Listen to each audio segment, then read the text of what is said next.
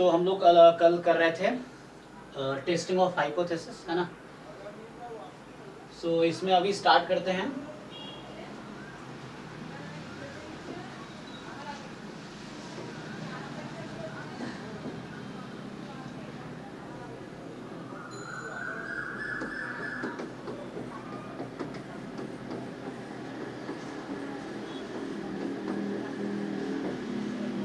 ठीक है, तो हम लोग स्टार्ट करते हैं लाइक्लीहुड रेशियो टेस्ट से।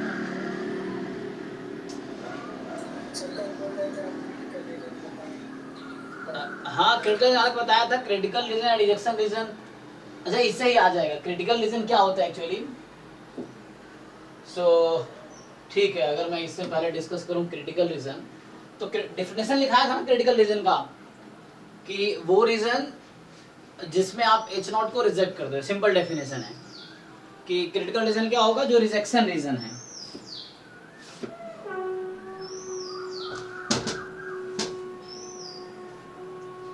समझ आ रहा है कि नहीं? Yes sir.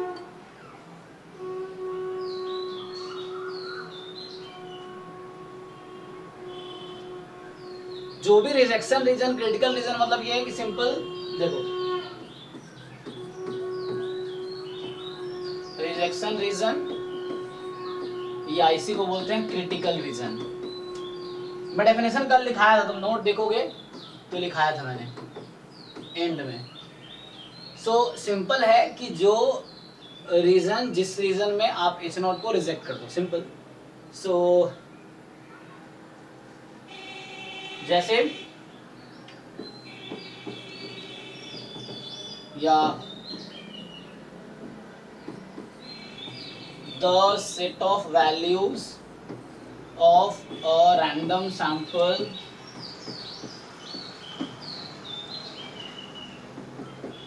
x1 x2 x3 dot dot dot up to xn, ठीक है। so the random sample की जो values है, the set of values of random sample this for which we reject null hypothesis, ठीक है। we reject null hypothesis is called critical reason और critical और rejection reason।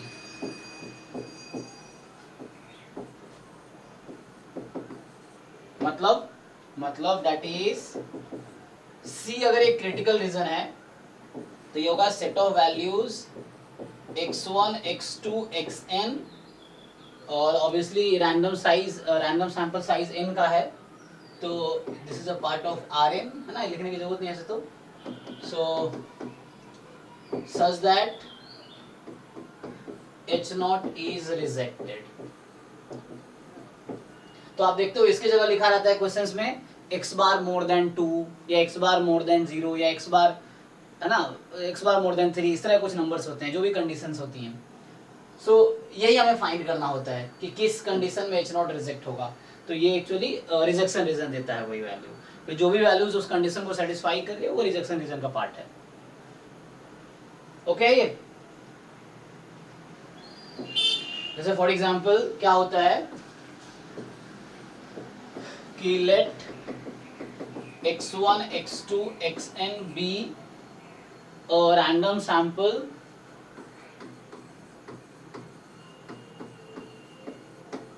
from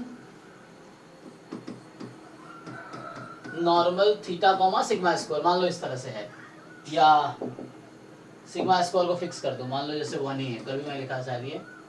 सो होता ना कि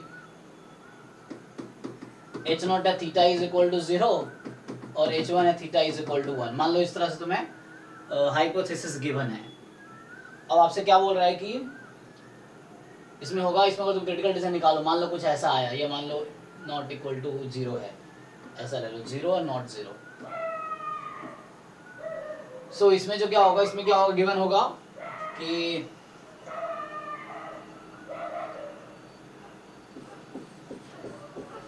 reject H0 if x bar is more then, या ऐसा आएगा, सो x बार, हालांकि मीन तो यहाँ 0 ही ले लिया मैंने, x bar minus 0 upon sigma by root n. तो यह ऐसा होगा कि सिग्मा तो नोन है अगेन, सो अरे so x bar is more than, मान लो ऐसा है कि 1 by root n z alpha by 2, मान लो ऐसे, ये जेड अल्फा ले लो सिर्फ, मॉड लोगे जेड अल्फा बाई 2, इस तरह से आ जाएगा। सो इस तरह से मान लो ऐसा कुछ।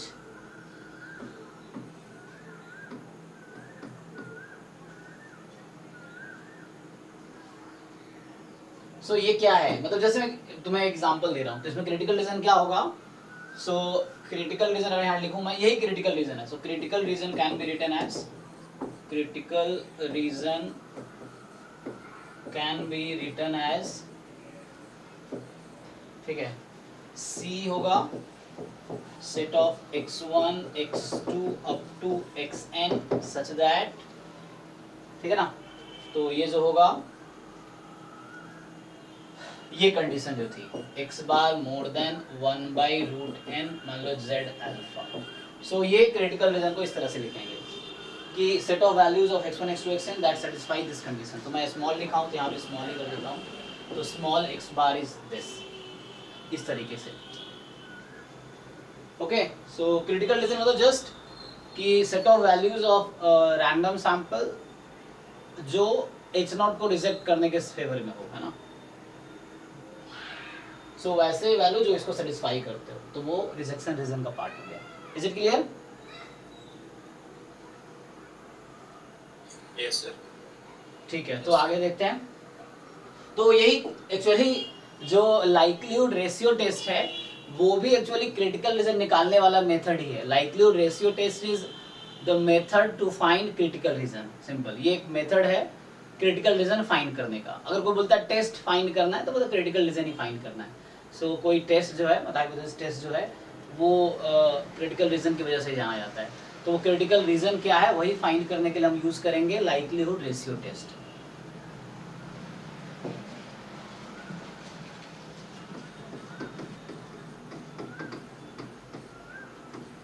Likelihood ratio test. अब आप सब लोग लाइक्लीहुड को तो जानते ही हो, बताओ लाइक्लीहुड को डिफाइन करो, क्या जानते हो लाइक्लीहुड के बारे में?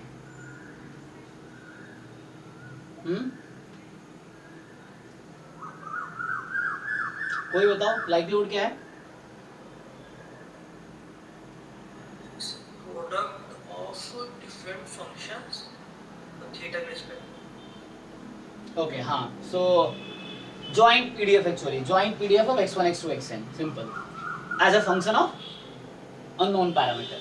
जो likelihood function है, joint PDF ही है random sample का, but it is as a function of parameters। जो likelihood function है वो parameter का function है, it is the function of parameters actually।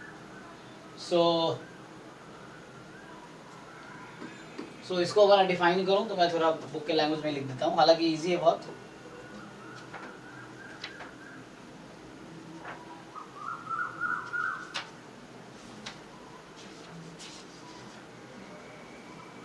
तो ये तो किसी भी टेस्टिंग वाले बुक में उठा लो, तुम्हें स्टार्टिंग में ही ये मिलेगा। पहले लोग यहीं से स्टार्ट करते हैं लोग, ठीक है ना। सो मतलब देखो, कई सारे मेथड्स है एस्टिमेटर निकालने के ना, कई सारे मेथड्स है ना। Maximum likelihood estimator, method of moment estimator, uniformly minimum variation unbiased estimator. तो ये एस्टिमेटर्स निकालने के कई सारे अलग अलग तरीके हैं। तो उसी तरीके से यहाँ भी ये एक मेथड है क्रिटिकल रीजन फाइंड करने का। और भी तरीके हो सकते हैं, लेकिन तुम्हारे सिलेबस में यही है कि इसको यूज़ करेंगे क्रिटिकल रीजन फाइंड करने के लिए, ठीक है। सो क्या कहता है ये, सो अगर लैंग्वेज लिखूं मैं,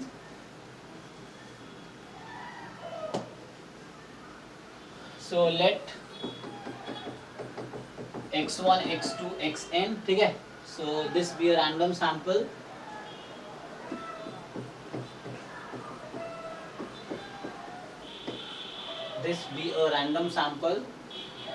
from population, so this be a random sample from population, कोई भी पॉपुलेशन है, ठीक है। So this is a random sample from population, कोई भी ले लो, मान लो fx थीटा, इसमें थीटा पैरामीटर है। कंसीडर द हाइपोथेसिस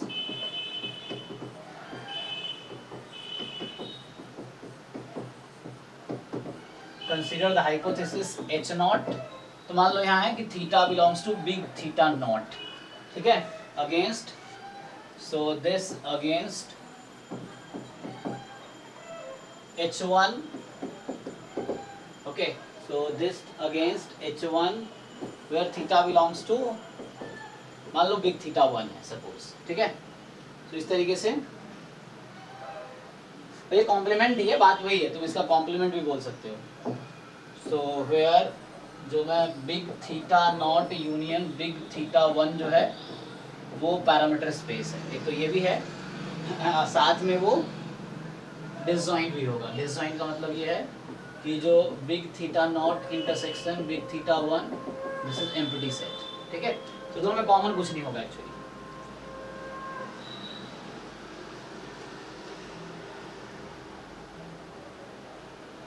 तो अब क्या कहना चाह रहा है, तुम इसको ये भी लिख सकते थे थीटा नॉट कॉम्प्लीमेंट, बात बराबर है, सेम चीज है। ओके, सो अब लाइक्लीहुड रेशियो टेस्ट क्या कहता है? सो लाइक्लीहुड रेशियो टेस्ट एक्चुअली कहता है तुम्हें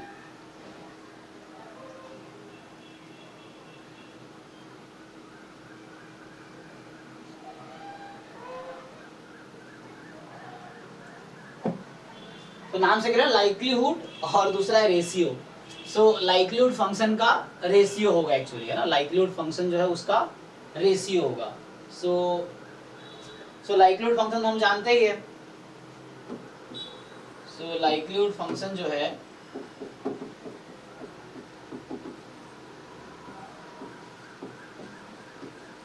जैसे जस्ट मान लो एल थीटा लिख देता हूं यहाँ पे मैं, तो ये होता है product of f x i i from 1 to n, ठीक है, so product of f x i और आई फ्रॉम 1 to n, इस तरीके से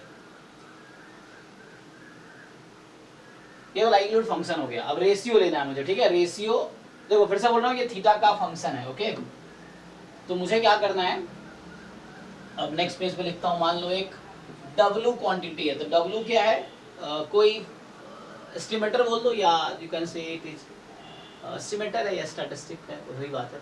सो एस्टिमेटर है W, तो ये क्या होगा, as a function of x1 x2 xn होगा। So this will be ratio of likelihood function.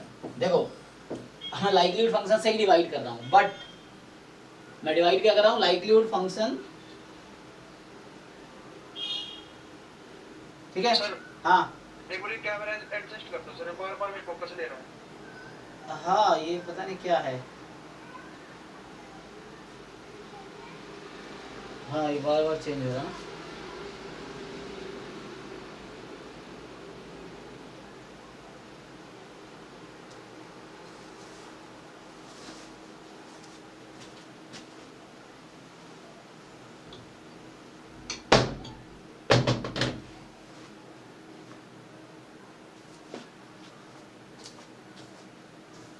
ये ऐसा क्यों कर रहा है, तो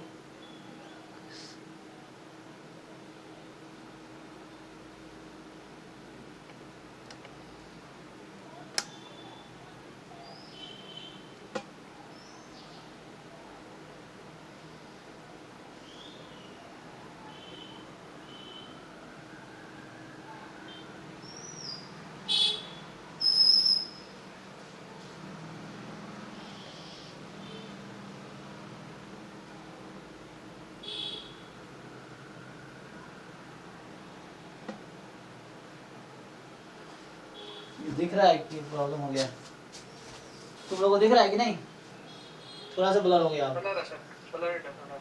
चलो ठीक है यार। सो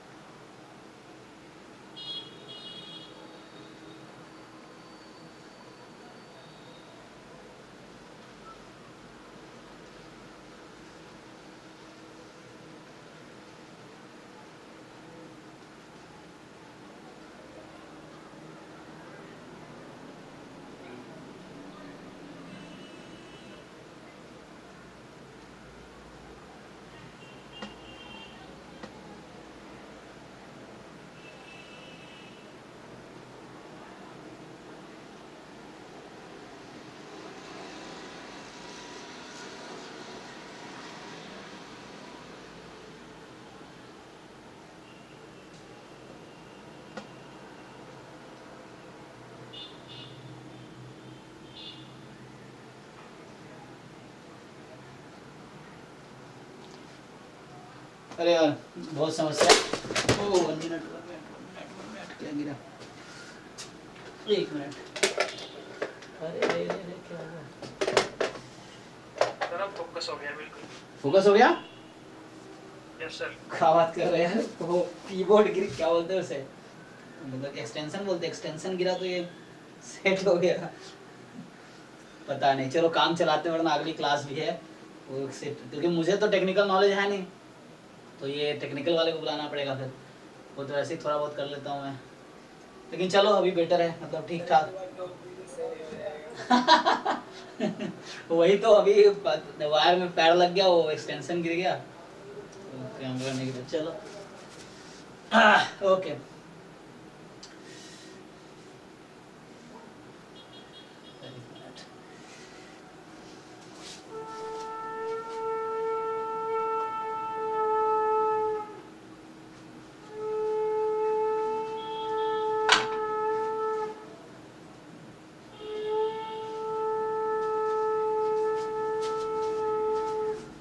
चलो, जो है इसी से कंटिन्यू करते हैं।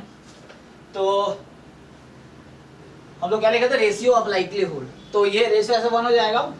तो होता क्या है, इसका हम लोग लेते हैं सुप्रीमम, मतलब मैक्सिमम। हालांकि मैक्सिमम और सुप्रीमम वर्ड अलग अलग है, ठीक है ना। सुप्रीमम मतलब may not be the part of the set, but maximum जो होगा उस सेट का, उसी सेट का पार्ट ही होगा।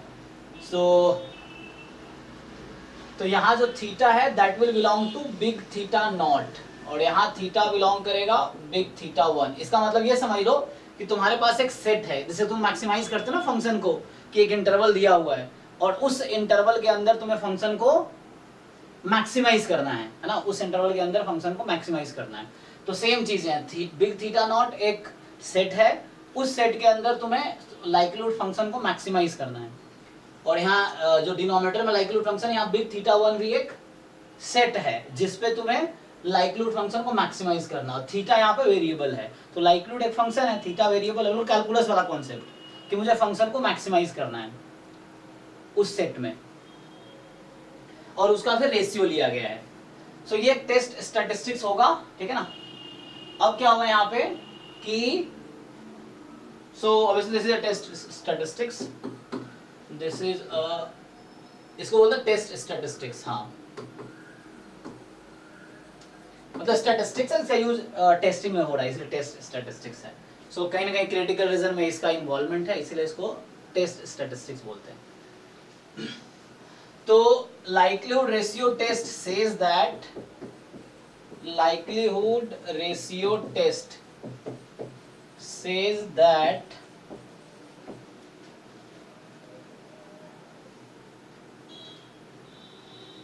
कि W जो था, जो W है, अब मैंने पहले क्या लिया है, थीटा नॉट है ना, थीटा नॉट अपन थीटा 1। हाँ, सो यहाँ होगा लेस देन इक्वल टू, ठीक है। This is less than equal to k is a critical region, is a critical region या rejection region, critical और rejection region। So ये जो आया मतलब क्या है, that is ऐसे लिख सकते हो C set of x1 x2 xn। So critical region क्या है यहाँ पे, so W जो लिखा गया है वो तो मैं पूरा लिख ही देता हूँ। Supremum of likelihood function where theta belongs to h naught upon supremum of likelihood function where theta belongs to this, okay, and this quantity less than equal to k। अब तुम्हें ध्यान रखना है, कुछ बुक में मोर देन इक्वल टू लिखा होगा, तो वहां तुम ध्यान देना, वो जो डिनोमिनेटर वो न्यूमरेटर होगा, जो न्यूमरेटर है वो डिनोमिनेटर रेसिप्रोकल होगा।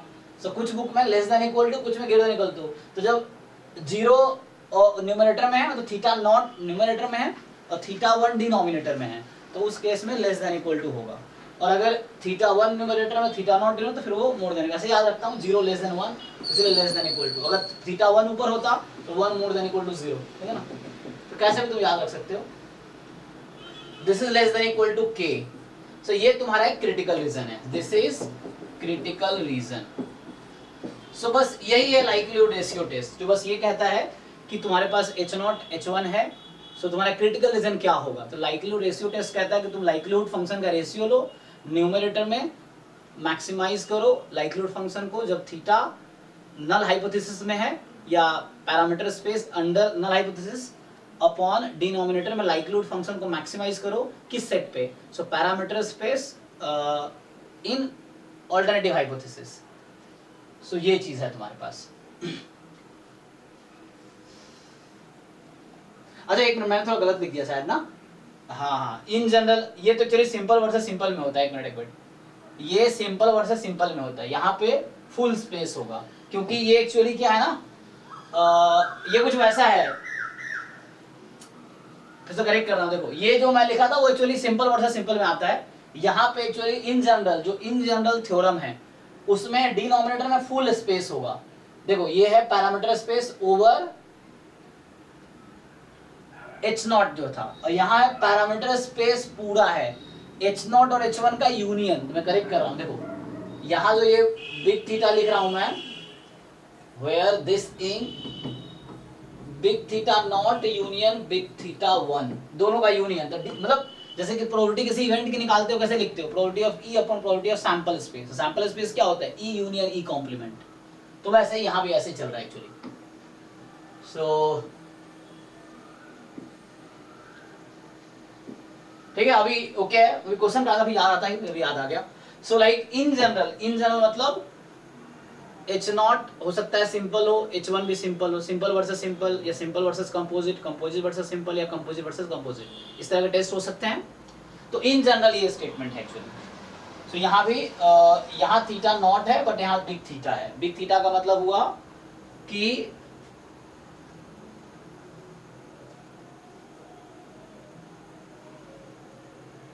ठीक है। सो बिग थीटा का मतलब है तुम्हारा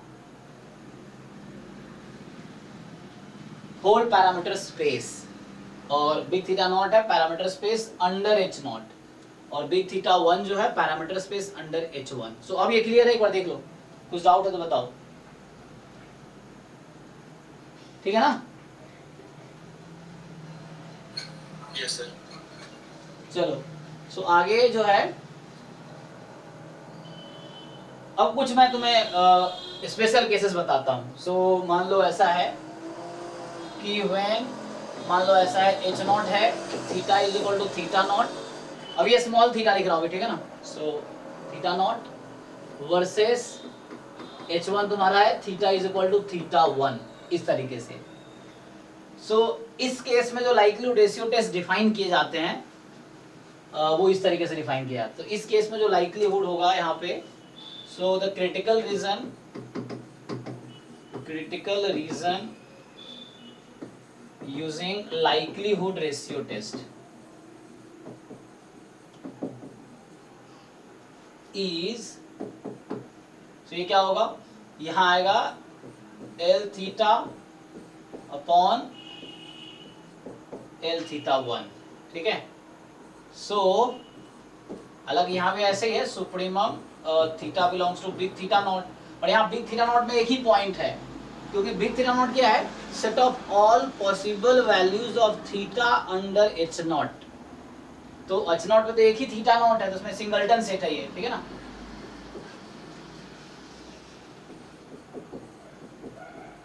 ठीक है, इस तरीके से। तो यहाँ पे एक्चुअली ऐसा होता है जो कि ये L theta not upon L theta one हो जाएगा।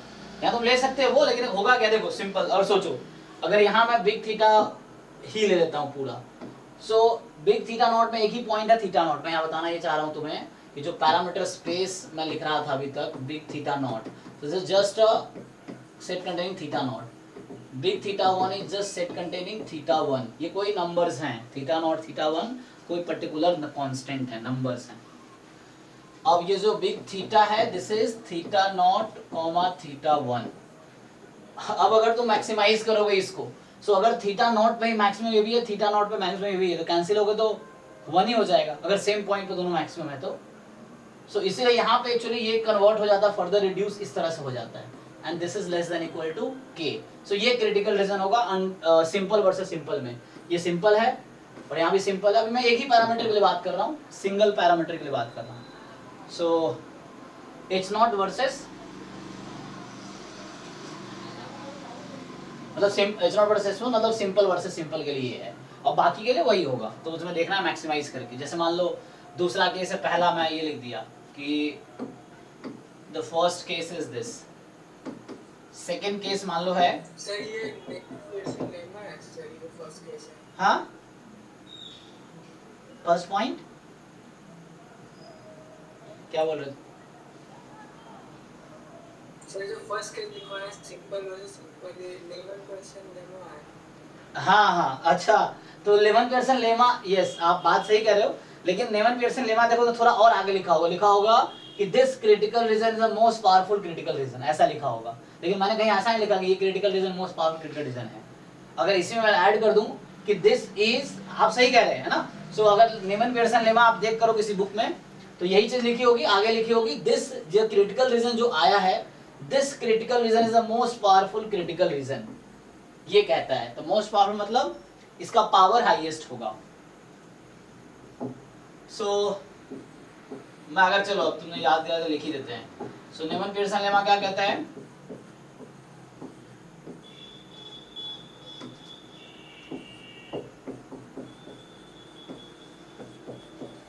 सो देखो एग्जाम में तुम्हें क्या पूछता है, एक सिंपल वर्सेस सिंपल क्वेश्चन दिया होगा, तुम्हें बोलेगा find the most powerful critical region या find the most powerful test. तो उस केस में तुम्हें करना क्या है, simple likelihood over theta naught upon likelihood over theta 1 less than equal to k।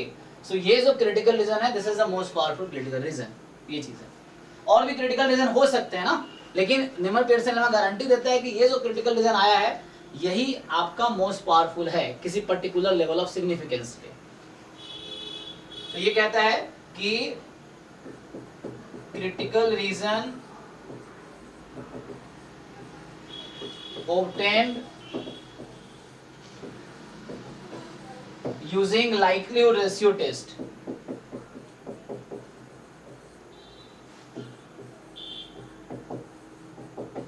is most powerful critical reason।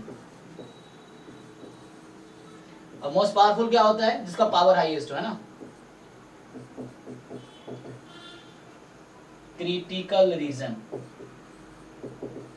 ये है सिंपल कि critical region obtained using likelihood ratio test is most powerful critical region, ये मतलब है।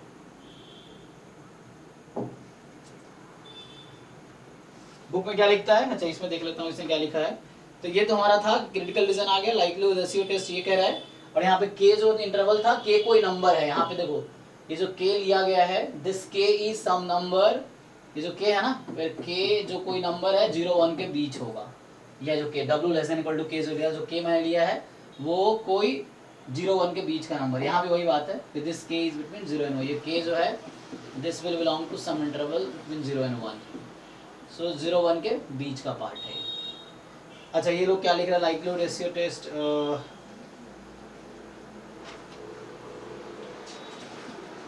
इसमें है भी lemon Pearson lemma Sahu वाली बुक में कहीं लिखा है अलग से? सर इस बुक में लिखा है गुप्ता वाला में, गुप्ता कपूर में लिखा हुआ है ना। हाँ क्या स्टेटमेंट है उसने, कैसे आगे यहाँ भी है प्रसन्ना साहू में 551 पेज पे, फिर 551 पेज पे है कि x1 x2 xn be a random sample from population with pdf this likelihood function ये है। so any critical reason of the form this, मतलब जो ये फॉर्म है for some constant k between 0 से infinity यहाँ लिया है, अच्छा 0 से 1 होगा, is the uniformly most powerful of its size for testing h naught theta। ठीक है, तो सिंपल और से सिंपल के लिए ये जो आएगा ये मोस्ट पावरफुल क्रिटिकल रीजन होगा।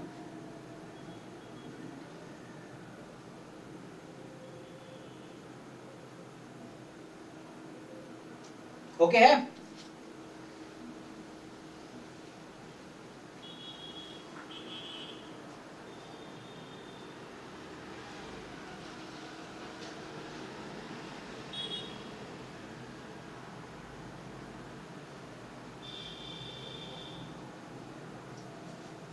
सो देखो अभी मैंने दो चीजें लिखा दी आपको, एक तो लाइक्लीहुड, अच्छा हमको पूछ रहा था गुप्ता कपूर बुक में, बुक वाले गुप्ता कपूर वाले बुक में कैसे स्टेटमेंट लिखा है, कोई पढ़ के बताओ लेमन पियर्सन लेमा का। सर ये जो आपने बताया था। अच्छा ओके, मतलब उनका लैंग्वेज क्या है, वर्ड टू वर्ड सेम तो नहीं होगा? क्योंकि मैंने डिफरेंट तो कुछ नहीं है सर, जो आप बता रहे थे ना एल नॉट अपॉन L1 की जगह सर इसमें लिख रहा है L1 अपॉन L नॉट। अब वो मोर देन इक्वल टू कर दिया होगा फिर। हाँ जी सर बस यही डिफरेंस। क्यों रेसिप्रोकल लिया है, बात बराबर है। थीटा नॉट मैंने ऊपर लिया लेस देन इक्वल टू, अगर रेसिप्रोकल करोगे ये भी हो जाएगा। सो बात वही है। चलो इसमें कुछ क्वेश्चंस करके देखते हैं, थ्योरीज तो यही है मेनली, अब क्वेश्चंस करके देखते हैं। देखो मेनली यही मुझे जहां तक समझ रहा, तुम्हारा सिलेबस ज्यादा है नहीं, बेसिक कॉन्सेप्ट कल डिस्कस किया, न्यूमन पेयरसन लेमा हो गया, और सिंपल वर्सेस कंपोजिट कुछ क्वेश्चंस कर देते हैं, कंपोजिट के भी अभी, और लाइक्लीहुड रेशियो टेस्ट, है ना। सो जनरली तुमसे एग्जाम में कंपोजिट वर्सेस कंपोजिट तो आएगा भी नहीं, ठीक है ना। तो सिंपल वर्सेस कंपोजिट या मैक्सिमम कंपोजिट वर्सेस कंपोजिट हो सकता है, सॉरी मतलब सिंपल वर्सेस सिंपल या सिंपल वर्सेस कंपोजिट मैक्सिमम हो सकता है। ये खुद ही लिख रखा है, अलग से लिख रखा है कि सिंपल वर्सेस कंपोजिट हो सकता है, ठीक है ना। कंपोजिट वर्सेस कंपोजिट का केस नहीं आएगा एग्जाम में, इसमें मास्टर्स लेवल या उससे भी आगे जाके आता है, अभी नहीं आएगा। सो थ्योरेटिकली मैंने थ्योरी खत्म कर दिया, इसमें देख लो कुछ अगर डाउट हो तो पूछ लो। कल हमने डिस्कस किए कि हाइपोथेसिस क्या होता है, टाइप 1 एरर क्या है, टाइप 2 एरर क्या है, और लाइक पावर क्या है, साइज क्या है, लेवल ऑफ सिग्निफिकेंस क्या है। तो type 1 error, significance level, size तीनों एक ही है, सेम ही है, ओके। तुम्हारे लेवल पे आगे जाकर थोड़ा डिफरेंस है, लेकिन अभी इस लेवल पे सेम ही है। फिर power is equal to 1 minus probability of type 2 error, ठीक है, ये हो गया। टाइप 1 एरर था कि rejecting H0 when H0 is true, type 2 error था rejecting H1 when H1 is true, तुम इसको H0 के रूप में बोल सकते हो। फिर 1 माइनस टाइप 2 एरर पावर होता है, तो वो बेसिक्स था वो सब। फिर लाइक्लीहुड रेशियो टेस्ट में क्या है कि जस्ट तुम लाइक्लीहुड फंक्शन का रेशियो लो, न्यूमरेटर में theta belongs to theta not, denominator में theta belongs to whole parameter space, in general जो डेफिनेशन है। फिर सिंपल वर्सेस सिंपल की बात कर रहे हो, तो सिंपल वर्सेस सिंपल है, simple likelihood function at theta not upon likelihood function at theta 1 and less than equal to k। So ये जो क्रिटिकल रीजन है ये मोस्ट पावरफुल होगा यूजिंग न्यूमन पियर्सन लेमा, इसकी गारंटी देता है। तो यही आपका सिलेबस है, थ्योरी इतना ही है। अब आप क्वेश्चंस देखो जो पिछले साल आए, कोई क्वेश्चन पेपर उठा के देखो, उसमें देखो टेस्टिंग एक क्वेश्चन तो आए होंगे कम से कम, देखो कौन सा क्वेश्चन आया है, एक दो क्वेश्चन तो पक्का आया होगा। सीयूईटी का पेपर को ओपन करके देखो, हालांकि मेरे पास भी है, मैं देख सकता हूँ। तो देखो कौन से क्वेश्चंस आए, जब तो मैं कुछ क्वेश्चंस लिखता हूँ, ट्राई करो। तो थ्योरी यही है, कल हम डिस्कस करेंगे ये चीज, कल डिस्कस करेंगे। अभी टाइम है ना, काफी टाइम है अभी तो हमारे पास, है ना, 1 घंटे ज्यादा है। सो अभी क्वेश्चंस करते हैं आगे। तो नेक्स्ट कल डिस्कस करूंगा सिंपल रैंडम सैम्पलिंग। ये तो टाइप ऑफ सैम्पलिंग बहुत मतलब ये वर्ड है एक्चुअली, और मैंने एक फाइल भी ड्राइव में अपलोड कर दिया है, वहाँ इसका डेफिनेशंस लिखा हुआ है, तो बस डेफिनेशंस हैं, कुछ समझना है, और यहाँ पे थोड़े से आपको डिग्री ऑफ फ्रीडम चेक करना है। तो कल इसको करते हैं, तो 1-2 दिन में इसको कंप्लीट कर लेंगे, फिर हम वापस ऊपर आएंगे, ठीक है ना। तो अभी आज क्वेश्चंस कुछ कर लो तो। और तुम डिफरेंट एग्जाम्स के चाहे तो पेपर देख सकते हो, आपके पास कुछ क्वेश्चंस हो, कोई भी एग्जाम्स के चलेगा, तुम ISS का भी पूछ सकते हो, ISI का भी पूछ सकते हो, कोई दिक्कत नहीं है, क्योंकि ट्राई करने में क्या जाता है। लेकिन डिपेंड करता है क्या वो तुम्हारे CUET के एग्जाम से रिलेटेड है ना। क्वेश्चन होते हैं, किसी भी कोई भी एग्जाम जरूरी नहीं कि ये जैम में आएगा तो CUET में नहीं आएगा, गारंटी तो है नहीं, या CUET में आएगा तो गेट में नहीं आएगा, ऐसा कोई गारंटी नहीं है। ओके, तो चलो पहले क्वेश्चन लिख देता हूँ। सो मेन अंडरस्टैंडिंग है, और फिर हाँ एग्जाम के हिसाब से लेवल डिफरेंट रहता है, कि जो जैसे CUET का लेवल हम लोग जो एक्सपेक्ट कर रहे हैं कि जैम से कम ही होगा, है ना, जैम और गेट का लेवल ज़्यादा है, और आगे जब ISI के लेवल उससे भी ज़्यादा है, तो लेवल का मतलब सारे क्वेश्चन के डेप्थ ज़्यादा होते हैं, डिफिकल्टी लेवल ज़्यादा होती है क्वेश्चन की, ये चीज़ है। लिखो क्वेश्चन, लिखो। क्वेश्चन ये है,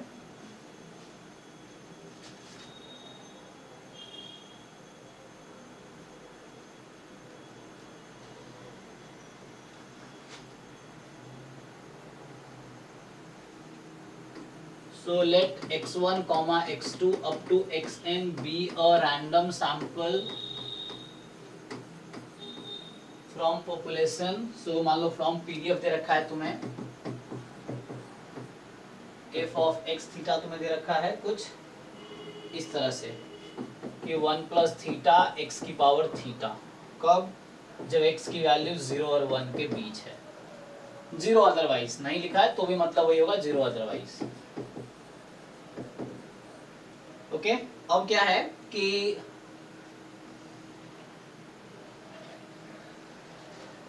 अब आपको पूछ रहा है कि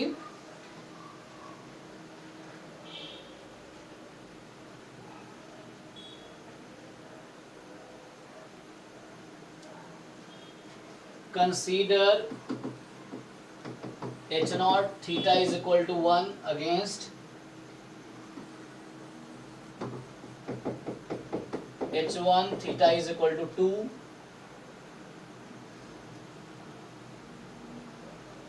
ठीक है, सो ये कह रहा है कि consider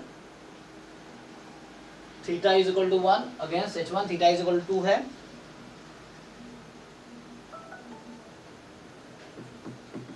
find critical region using likelihood ratio test. बहुत आसान सा क्वेश्चन दे रहा हूं जस्ट फॉर प्रैक्टिस.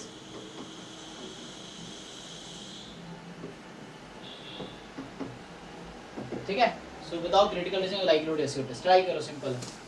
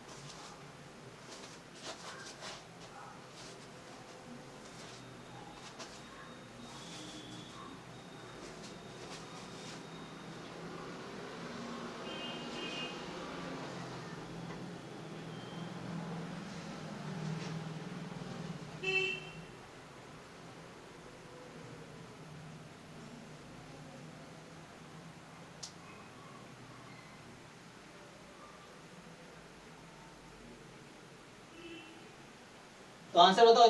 क्वेश्चन 2 लिख देता हूँ, एक और लिखो.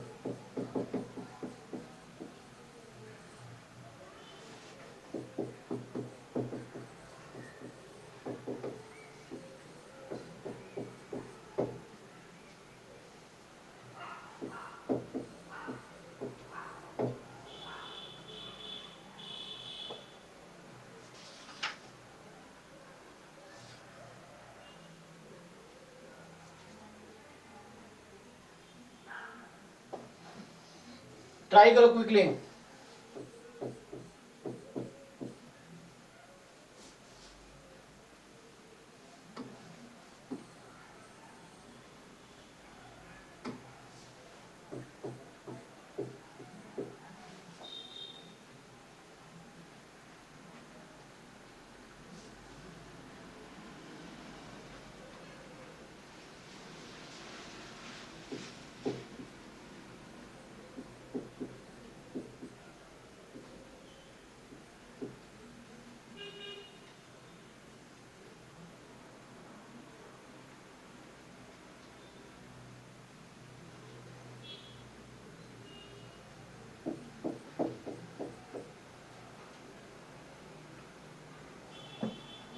सो 2 क्वेश्चन सेकेंड ट्राई करो, हो रहा है तो आप करो, नहीं हो रहा तो मुझे बताओ, मैं सॉल्व कर दूंगा, ठीक है।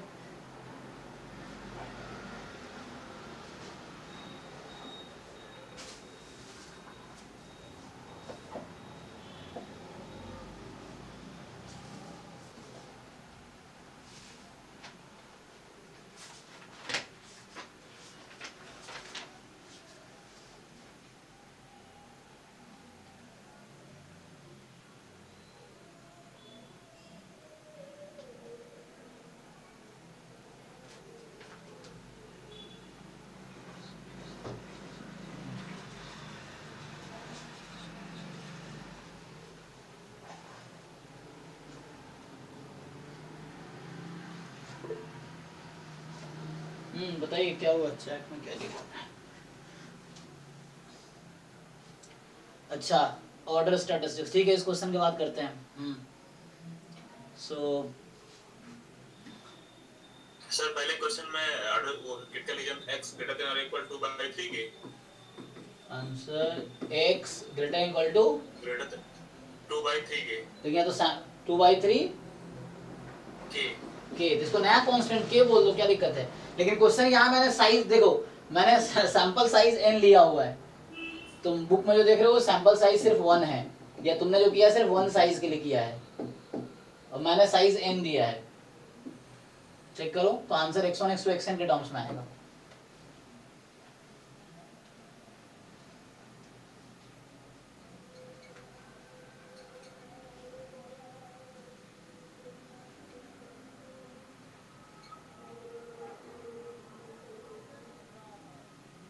हाँ जी चंदन, तुम्हारा डाउट है, ओके तुम पूछना अभी।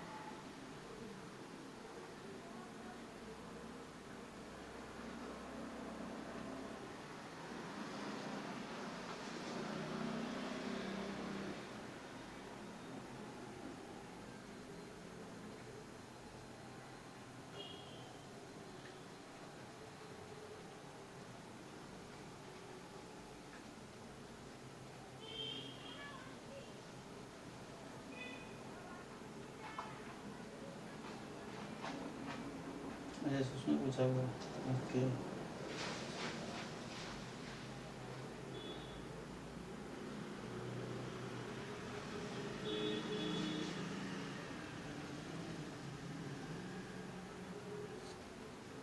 सर फर्स्ट वाला product of x i greater than equal to c आएगा। हाँ हो सकता है, yes.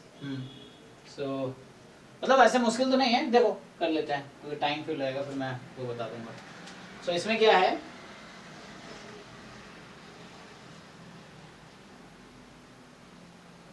One plus theta x की पावर थीटा, यही ना।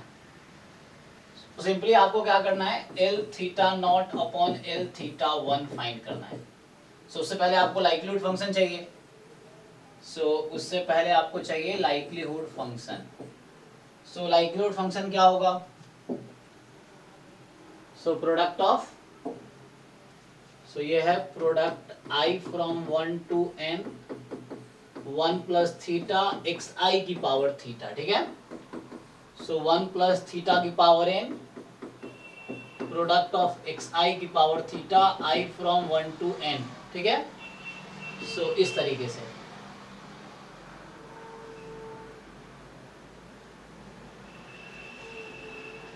चेक कर लो, ओके। अब यहाँ पे क्या है कि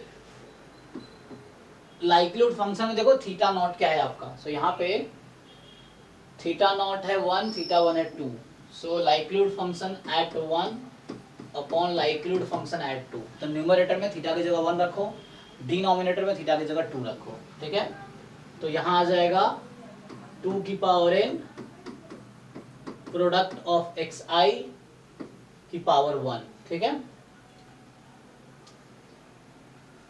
और अपॉन में 3 की power n product of xi की पावर 2।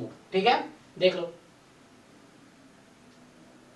क्या किया, थीटा की जगह एक बार 1 पर 2, तो ये फाइनल क्या आएगा, फाइनल यहाँ पे मान लो 2, मतलब ये 2/3 की पावर n है और ये 1 upon product of xi, denominator में ज्यादा है, so this is less than equal to k according to likelihood ratio test. So simplify कर लो, तो सिंप्लीफाई जब करोगे तो product of xi more than equal to आएगा, तो तत्काल इसको k1 बोल दो, है ना। कांस्टेंट ही तो है ना, कि आर्बिट्री कांस्टेंट है, तो तुम रीनेम कर, जैसे इंटीग्रेशन में करते हो तुम्हें याद होगा कि प्लस c लिखते थे, तो c1 लिख दो, बाद में c2 कर दो, क्यों कांस्टेंट ही तो है, क्या ही फर्क पड़ता है। सो यहाँ से 2/3 की पावर n 1 अपॉन k1, अब इसको रीनेम कर दो, तो इसको रीनेम करके k कर दो, सो फाइनल तुम्हारा आंसर आ गया product of xi I from n, this is more than equal to some k। Okay okay, यहाँ कोई पॉजिटिव नंबर होगा, ये k1 जो है ये इसकी गारंटी है 0 से 1 में होने की, लेकिन ये कोई जरूरी नहीं कि 0 से 1 में होगा, ये k जो आया वो जो पहला क्वांटिटी यूज करते हो फर्स्ट टाइम वो 0 से 1 में होगा, ये कुछ भी हो सकता है पॉजिटिव, क्योंकि साथ में 2/3 में तो मल्टीप्लाई हुआ है, तो कुछ भी हो सकता है।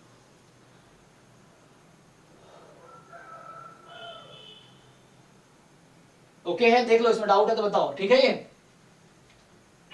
Yes sir. ओके, अब नेक्स्ट क्वेश्चन। सो जो नेक्स्ट क्वेश्चन है कि x1 x2 xn random sample है, नॉर्मल 0 सिग्मा स्क्वायर, तो यहाँ मीन गिवन है आपको, मीन जो है 0 है, ठीक है, और 0 सिग्मा स्क्वायर है। अब कंसीडर करना है h0 जहाँ सिग्मा स्क्वायर 10 है और h1 जहाँ सिग्मा स्क्वायर 5 है, सिग्मा स्क्वायर 10 है और सिग्मा स्क्वायर 5 है।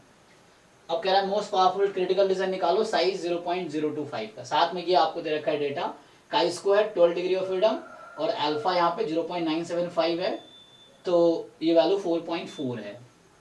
तो ट्राई करके देखो पहले तुम लोग क्विकली।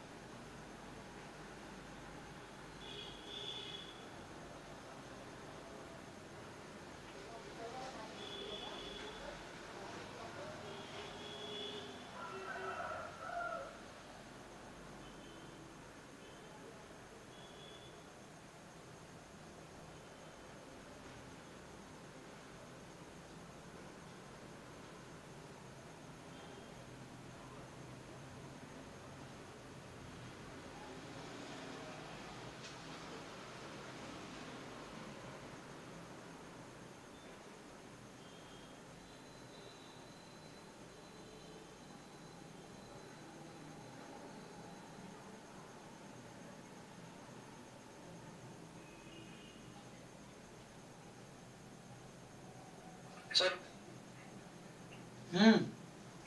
बताओ। सर e की power minus sigma xi upon 10 divided by e की power sigma xi divided by 5 less than 10। तो सिंप्लीफाई नहीं हो रहा क्या,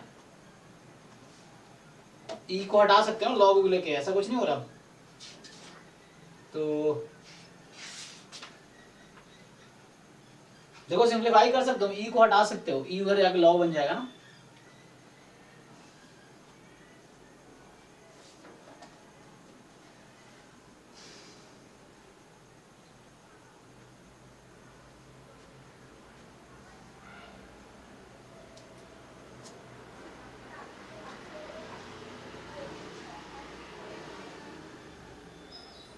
चलो मैं सॉल्व करता हूँ, देखो टाइम भी नहीं है तो फिर वो करेंगे, मतलब थ्योरीज तो हो ही गई, आप प्रॉब्लम प्रैक्टिस करो, डाउट्स पूछो। ये है सो x1 x2 xn भी, क्योंकि जल्दी खत्म कर लेंगे, फिर बाद में प्रीवियस से पेपर भी करने हैं, CUET के और बाकी एग्जाम्स को भी कराने हैं, तो और अभी प्रॉब्लम सेट और असाइनमेंट्स बनेंगे तो वो भी आएगा, सो उसको करेंगे। सो वो भी सॉल्व करेंगे बाद में।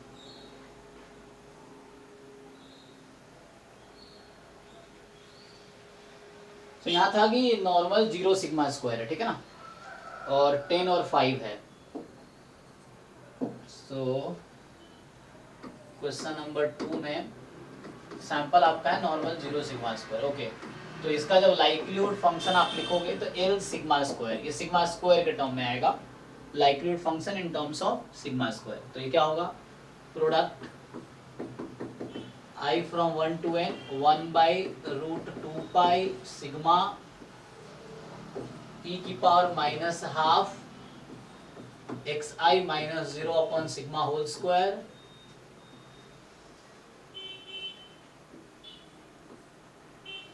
so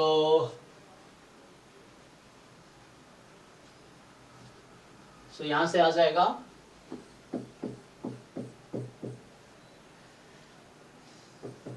so 1 by root 2 pi इसकी पावर n 1 बाई सिग्मा इसकी power n and into e की power minus this sigma square summation xi square. Check, so product है तो पावर में गया तो समेशन बन जाता है ना, जैसे e की पावर x1 इंटू e की पावर x2, तो e की पावर x1 प्लस x2, तो वही पावर ऐड हो जाता है, तो ऊपर समेशन लग गया और सिग्मा स्क्वायर बाहर कर दिया 1/2 सिग्मा स्क्वायर दिस थिंग। अब ये लाइक्लीहुड फंक्शन आ गया सिग्मा स्क्वायर के फंक्शन में। अब आपके पास क्या, हम लोग क्या करते हैं, l तो सिग्मा स्क्वायर को रखना है 10, लाइक्लीहुड फंक्शन सिग्मा स्क्वायर को रखना है 5, मतलब likelihood function under h0 upon under h1 है ना। So likelihood function under h0, so under h0 10 था आई थिंक है ना, h0 का 10 है और ये 5 है, सो रख दो 10। सो यहाँ पे होगा 1 बाई रूट, मतलब कैंसिल हो जाएगा ना ये, तो पावर n और सिग्मा की वैल्यू यहाँ रूट 10 हो जाएगी, सो लाइक रूट 10 की पावर n और यहाँ e की पावर माइनस 1/20 हो जाएगी। सिग्मा स्क्वायर को मैं 10 रख रहा हूँ हर जगह, जहाँ जहाँ भी सिग्मा स्क्वायर है उसको मैं 10 रख रहा हूँ। So summation xi square upon में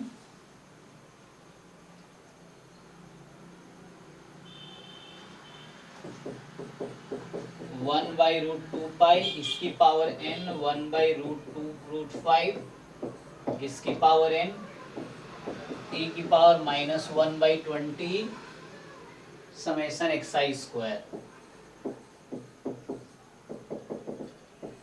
इस तरीके से। सर वो 10 होगा ना? सॉरी हाँ यस यस, यहाँ पे मैंने कॉपी कर दिया है, हमारा सिग्मा स्क्वायर 5 है, तो यहाँ हम इसमें 5 रखेंगे डिनोमिनेटर में सिग्मा स्क्वायर की जगह, तो रूट 5 और 5 to 10, हाँ ओके ओके। अब चलो ये वाली चीजें कैंसिल हो गई। अब आप देखो इसको सिंप्लीफाई कर लो, तो यहाँ क्या है, ये रूट 5 ऊपर जाएगा, रूट 10 है, सो रूट 5 अपॉन रूट 10 की पावर, तो कितना रूट 1/√2 बचेगा ना, 1/√2 बचेगा, सो इसकी पावर n, और यहाँ देखो ध्यान से, सो तुम या तो इसको उधर बुला लो या उसको ऊपर बुला लो, तो चलो इसी को डिनोमिनेटर को ऊपर बुला लो, सो e की पावर देखो ऊपर बुलाओगे तो क्या होगा, ये तो कॉमन आ जाएगा, तो 1/10 माइनस 1/20 कितना होता है, बोलो 1/20 समेशन xi स्क्वायर, ठीक है। सो e की पावर 1/20 समेशन xi स्क्वायर। अब using likelihood ratio test critical reason is less than equal to k, तो हमारे पास क्या आया, सो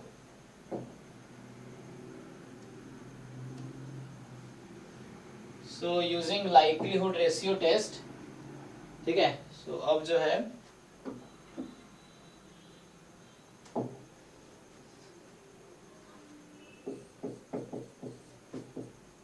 LRT ले लेता हूँ, लाइक्लीहुड रेशियो टेस्ट। सो ये जो क्वांटिटी है 1/√2 इसकी पावर n इंटू ई की पावर समेशन xi स्क्वायर और 1/20 भी है, ठीक है ना। ये less than equal to k है, so this is less than equal to k। अब यहां से आप इसको सिंप्लीफाई करो, ठीक है ना।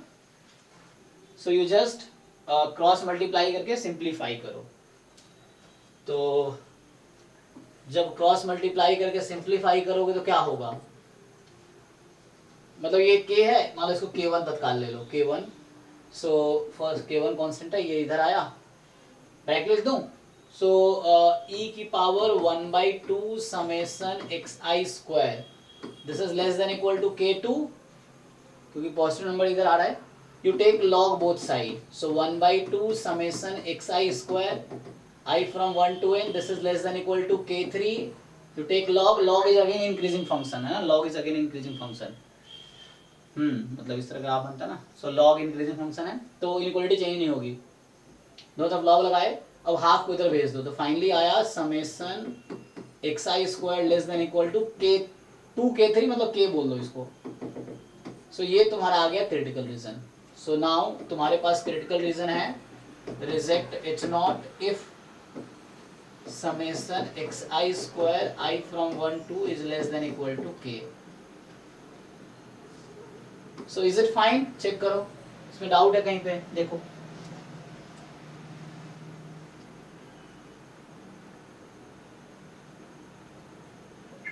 सर जहाँ पे रेशो लेते हैं वहाँ पे डायरेक्ट लॉग लेकर कर सकते हैं। डायरेक्ट लॉग कैसे, लॉग लाइक्लीहुड? Yes sir. नहीं, लॉग लाइक्लीहुड नहीं लेंगे, क्योंकि ऐसे तुम log a upon log b, ऐसा थोड़ी होता है, log a upon log b नहीं कर सकते ना।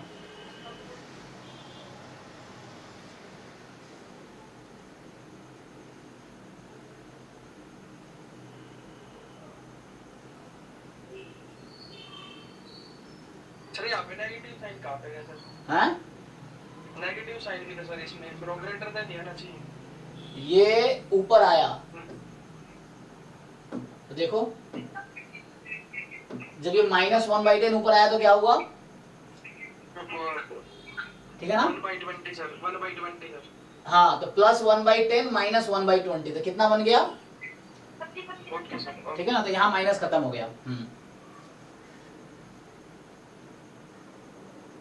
है ना। पावर डिवाइड और पावर सब्ट्रैक्ट होता है, तो दिस माइनस दिस, तो ये ऊपर गया तो ये प्लस हो गया। सो ओके यहाँ तक। तो अभी ये हाफ पार्ट, वो भी क्रिटिकल रीजन आया, लेकिन उसने कहा था तुम्हें कि मोस्ट पावरफुल क्रिटिकल रीजन बताओ इस साइज का, जिसका साइज क्या हो, 0.025 हो। सो 2.5% होता है ये, जिसका साइज 2.5% हो। तो हमारे पास क्रिटिकल रीजन आ गया। अब मैं साइज को यूज करके पहले k फाइंड करूंगा। ये क्यों दिया गया है, ताकि आप वो कांस्टेंट निकाल सको। सो कांस्टेंट की वैल्यू पहले फाइंड करो इसको यूज करके, और जो भी वो आएगा वही मोस्ट पावरफुल, हालांकि जो आया वही मोस्ट पावरफुल क्रिटिकल रीजन होगा पर्टिकुलर अल्फा के लिए। तो ये अल्फा यहाँ दे रखा है। सो इस अल्फा के लिए मुझे बताना है कि मोस्ट पावरफुल क्रिटिकल रीजन क्या है। तो अभी मैंने यूज किया लाइक्लीहुड रेशियो टेस्ट, तो उससे मुझे मिल गया मोस्ट पावरफुल क्रिटिकल रीजन। अब मैं यूज, मतलब हालांकि मोस्ट पावरफुल छोड़ देता हूँ अभी, लाइक्लीहुड रेशियो टेस्ट से मुझे मिला क्रिटिकल रीजन। ओके, और नीमन पियर्सन लेमा कहता है कि जो लाइक्लीहुड रेशियो टेस्ट से जो क्रिटिकल रीजन आया है वो मोस्ट पावरफुल है। ठीक, सिंपल, हमें ज्यादा दिमाग लगाना ही नहीं है। लाइक्लीहुड रेशियो टेस्ट एक मेथड है क्रिटिकल रीजन निकालने का, और नीमन पियर्सन लेमा, लेमा मतलब एक थ्योरम टाइप का, थ्योरम का जो अगला पार्ट रिजल्ट आता है। सो एक थ्योरम है, वो थ्योरम गारंटी देता है कि जो क्रिटिकल रीजन आया आपका लाइक्लीहुड रेशियो टेस्ट से वही मोस्ट पावरफुल है। तो मुझे ये दिमाग में लगाना पावर क्या है, ये सब नहीं सोचना, बस ये है कि जो क्रिटिकल रीजन आया वही मोस्ट पावरफुल है। क्वेश्चन में यही पूछेगा, find the most powerful critical reason, तो जो आया वही मोस्ट पावरफुल है। सो अभी क्या है हमारे पास, सो हमारे पास क्रिटिकल रीजन है reject H0 if summation xi square less than equal to k I from 1 to n। ठीक है, अब क्या है हमारे पास,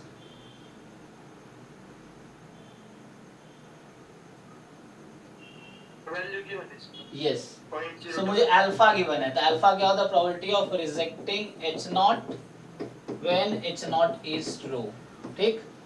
तो 0.025 है ये अल्फा। रिजेक्टिंग एच नॉट है summation xi square less than equal to k, और ये था सिग्मा स्क्वायर इज 10।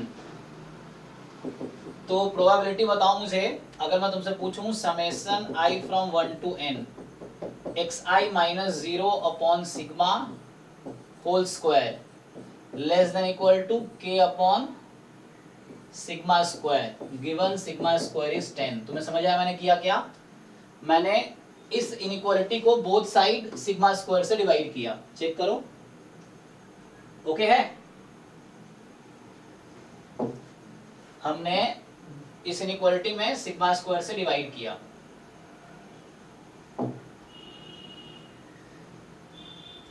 अब बताओ, सो क्वेश्चन ये है कि इसका डिस्ट्रीब्यूशन क्या है? अच्छा मैंने साइज नहीं दिया था तुम लोगों को, क्वेश्चन में क्या साइज था? ओ मैंने तो सीधा तुम्हें n दे दिया ना, n। अच्छा n बताया, n तो मैंने वहाँ 12 यूज किया, लेकिन यहाँ पे तो n हो जाएगा। चलो ठीक है, वो थोड़ी सी वो भी है, ठीक है। बताओ आगे। तो इसका डिस्ट्रीब्यूशन क्या है अभी लेफ्ट साइड में जो है?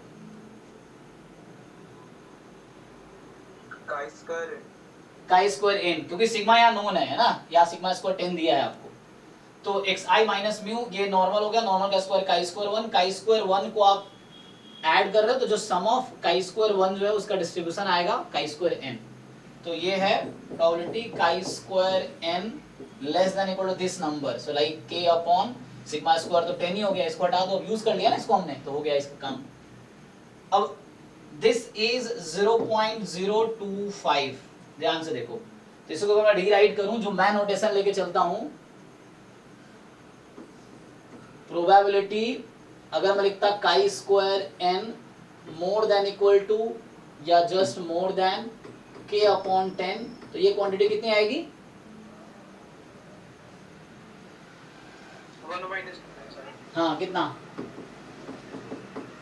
तो ये जो k अपॉन 10 है ना, मेरे नोटेशन के हिसाब से आपको याद होगा जब मैं यूज करता था, सो इधर अल्फा है, इधर 1 माइनस अल्फा है, तो दिस इज काई स्क्वायर n अल्फा, ऐसा लिखा था ना मैं। सो दिस इज काई स्क्वायर,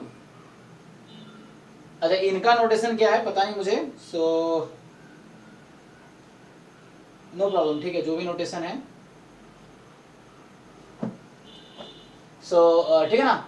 सो जो k अपॉन 10 है that is equal to what? बताओ इस नोटेशन के हिसाब से मैं क्या लिखूं, तुम देख के बताओ मुझे ध्यान से, क्योंकि ये तुम्हें समझना पड़ेगा। k अपॉन 10 को मैं काई स्क्वायर के टर्म में क्या लिखूं? तुम इसको ध्यान से देखो और फिगर को देखो और बताओ मुझे देख के।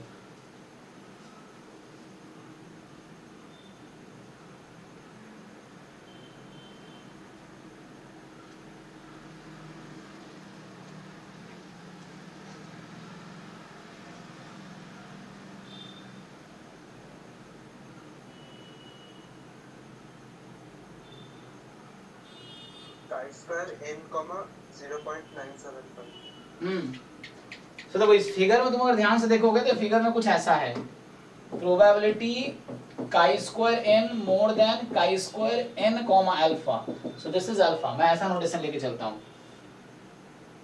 सो उसके हिसाब से जो मेरा ये है, याद रखो this quantity more than this, so this is काई square n 0.975। You compare this, इसको तुम कंपेयर करो इसके साथ, तुम्हें दिख जाएगा कि जो k अपॉन 10 है उसके जगह क्या है? काई square n alpha.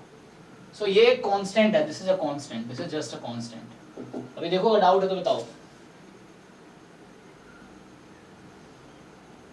Chi square alpha एक नंबर है, ये नंबर है एक्स एक्सिस पे, कांस्टेंट। और ये मैंने दे रखी थी अभी, ये मैंने दिया था ना क्वेश्चन में। एक्चुअली मुझसे क्वेश्चन में मिस्टेक क्या हो, मैंने n नहीं दिया आपको, तो जो मैंने डेटा दिया है उसमें आपको देख के पता चल जाएगा n क्या है मेरा। सो यहाँ n 12 लिया हुआ है मैंने ना, तो क्वेश्चन में 12 था। सो यहाँ मैं क्वेश्चन में दे देता हूँ साइज 12 कर दो। सो n की जगह 12 ले लो साइज, ठीक है। तो रैंडम सैंपल साइज 12 का, तो n हमारा यहाँ 12 कर देता हूँ मैं। सो n 12 है, तो ये वैल्यू मैंने दे रखी थी 4.4। तो चेक करो k upon 10 is equal to 4.4, तो k की वैल्यू कितनी आ जाएगी, 44 है ना, k upon 10 is equal to 4.4, this implies k is 44। तो मेरा आंसर आया, so now most powerful critical region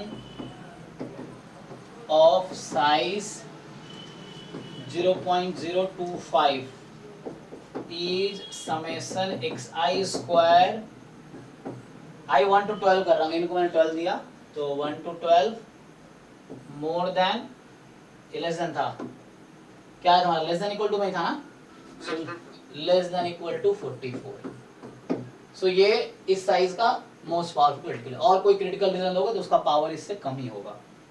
सो ये न्यूमैन पियर्सन लेमा कहता है कि ये मोस्ट पावरफुल क्रिटिकल रीजन है, मोस्ट पावरफुल टेस्ट। अब डाउट है तो बताओ, मेथड क्लियर है।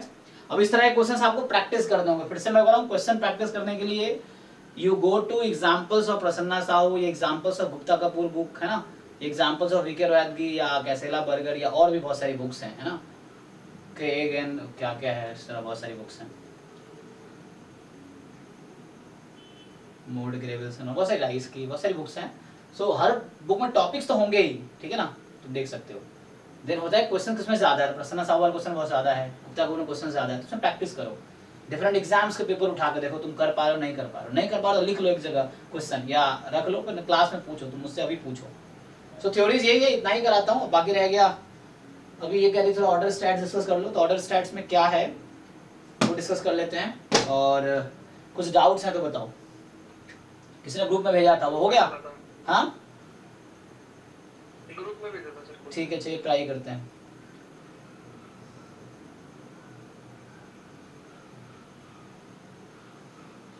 ये कह रहा है कि x क्या है तुम्हारा, सो जो क्वेश्चन आपने भेजा है वो है कि x जो है आपका नॉर्मल म्यू कॉमा 4 है आपका, और म्यू अननोन है, आप टेस्ट कर रहे हो h0 की म्यू -1 है अगेंस्ट h1 की म्यू 1 है, चेक करना क्वेश्चन, ठीक है, बुक में। Based on sample of size 10, n की वैल्यू 10 है, ये पॉपुलेशन एक्चुअली साइज 10 का है। वी यूज क्रिटिकल रीजन, ये कुछ इस तरह से है, i टाइम xi, तुम ध्यान से देखो, i फ्रॉम 1 टू कहां तक, 10 तक, मैं शॉर्ट लिख रहा हूँ i फ्रॉम 1 टू 10, ठीक है, i टाइम xi है, और this quantity is more than equal to 0, ये आपका है क्रिटिकल रीजन, ठीक है। सो ये क्या है, reject h0 if this happens, okay. So what is its size and what is the power? So आपको बताना है size of the test and power of the test. So अगर आप साइज फाइंड करोगे, so what is definition of size, बताओ कोई definition क्या है साइज का,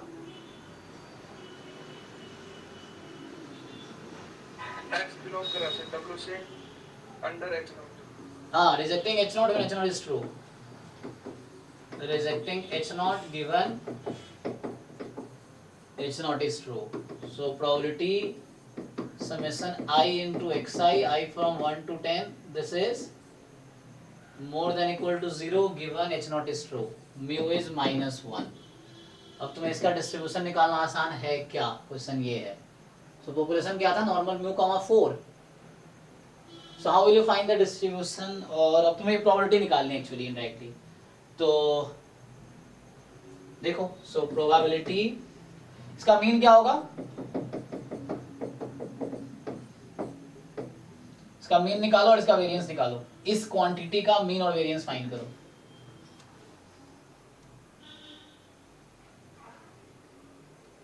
फाइंड कर सकते हो कि नहीं,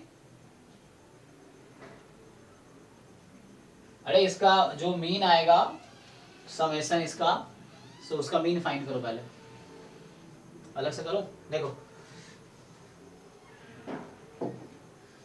ये इधर स्पेस होता है, यहाँ पे ये बोल रहा हूँ मैं कि एक्सपेक्टेशन ऑफ आई एक्स आई का समेशन है ना, आई फ्रॉम 1 to n, तो ओपन करके ये लिख सकता हूँ मैं x1, हाँ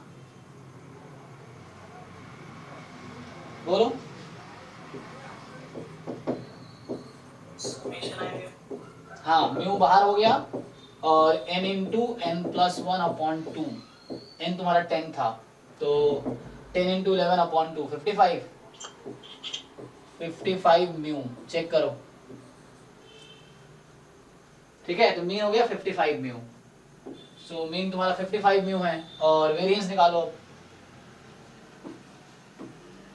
सो variance of summation i x i, so ये हो गया, पहले तो समेशन बाहर निकालो, m 10 है हमारा, ठीक है ना। फिर यहाँ लगेगा variance of i x i, फिर summation i from 1 to n i square variance of x i. कितना है वेरिएंस ऑफ एक्स आई? देखो वेरिएंस कांस्टेंट जब बाहर आता है वेरिएंस से तो स्क्वायर बन के बाहर आता है, और एक्स आई का वेरिएंस कितना था 4, तो ये हो गया, तो कितना आ गया 4 टाइम समेशन एक्स आई स्क्वायर कितना होता है, Adding to n plus 1 to n plus 1 divided by 6. चलो 10 रख के बताओ क्या आएगा।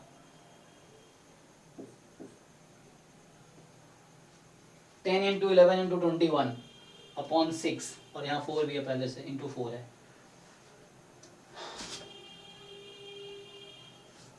ठीक है, 10 11 85 sir.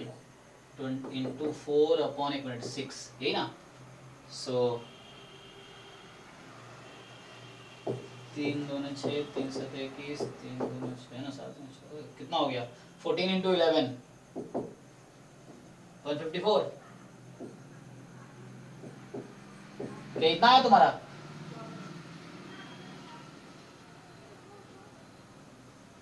चेक करो। हाँ Yes, sir, ये सर, आ रहा है। Yes sir. ठीक है, तो ये हो गया 1540, तो मीन हो गया 55, एक मिनट सॉरी 55 म्यू है ना, और इसका वेरिएंस, तो वेरिएंस है 1540 का रूट। Same thing you do here, so 0 minus 55 mu upon root under 1540 given mu is equal to -1, ठीक है।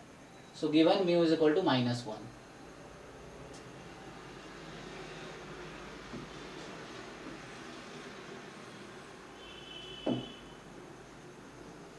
एक मिनट, तो मैं क्या बोल रहा हूँ, ये क्यों बाहर आ रहा है?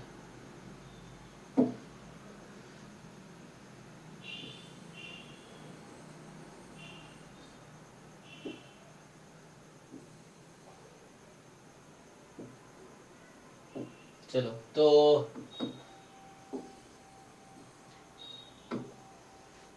Given mu is equal to -1, so probability बताओ, ये लेफ्ट साइड का डिस्ट्रीब्यूशन क्या होगा? तो चार्ज पे नहीं लगाया लैपटॉप, एक मिनट। सो कुछ भी बताओ, लेफ्ट साइड वाले का डिस्ट्रीब्यूशन कितना है? Normal 0 1. हाँ नॉर्मल 0 1, स्टैंडर्ड नॉर्मल हो गया।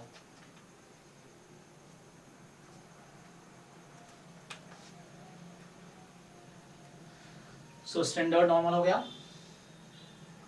So capital Z more than equal to, mu को -1 रखो, बताओ कितना है ये 55 अपॉन 1540 का रूट कितना आता है? 39.2. तो इसको डायरेक्टली कैलकुलेटर से डिवाइड कर लो ताकि एग्जैक्ट आ जाए। तो ये रूट अंडर 1540, तो ये बताओ कितना आएगा, Z more than equal to, ये कैलकुलेटर से निकाल लो कितना आएगा।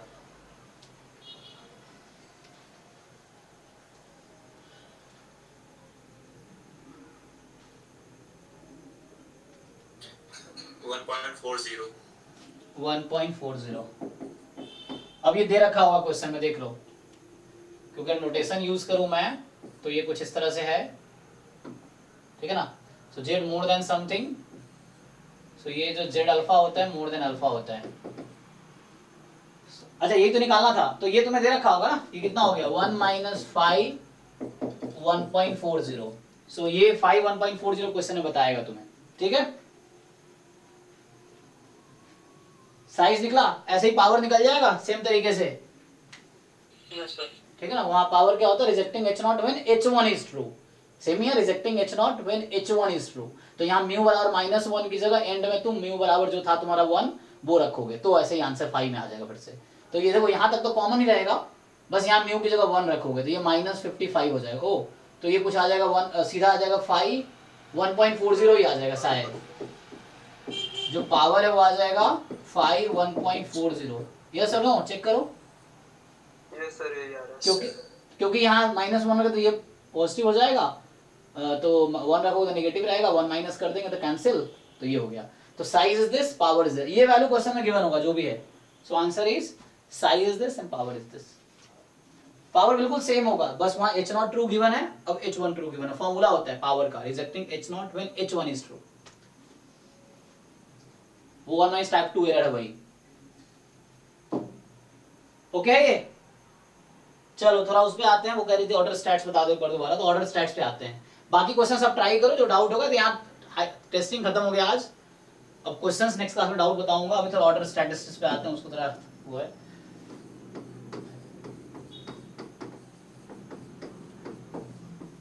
अब देखो ऑर्डर स्टैटिस्टिक्स में क्या डाउट है, हाँ जी मान्य हो, तो इसमें क्या जानना है तुम्हें?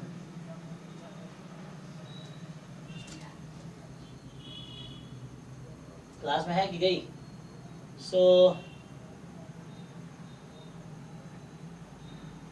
चलो नहीं है तो छोड़ो, लग तो रही है। So you can respond if you are available, okay, chat में या अनम्यूट करके।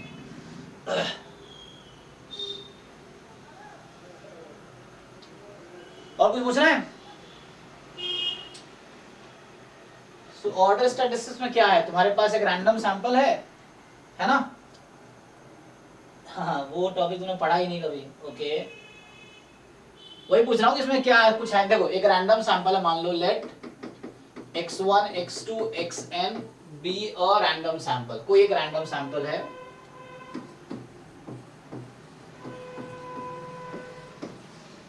From population of size n, ठीक है, फ्रॉम दिस पीडीएफ, जिसका पॉपुलेशन का PDF fx। So again random sample है तो IID है, ओके।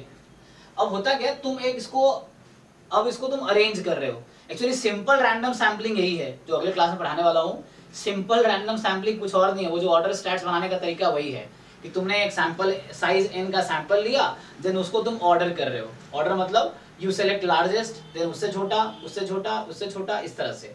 सो यही सिंपल रैंडम सैम्पलिंग यही मेथड है, ओके। सो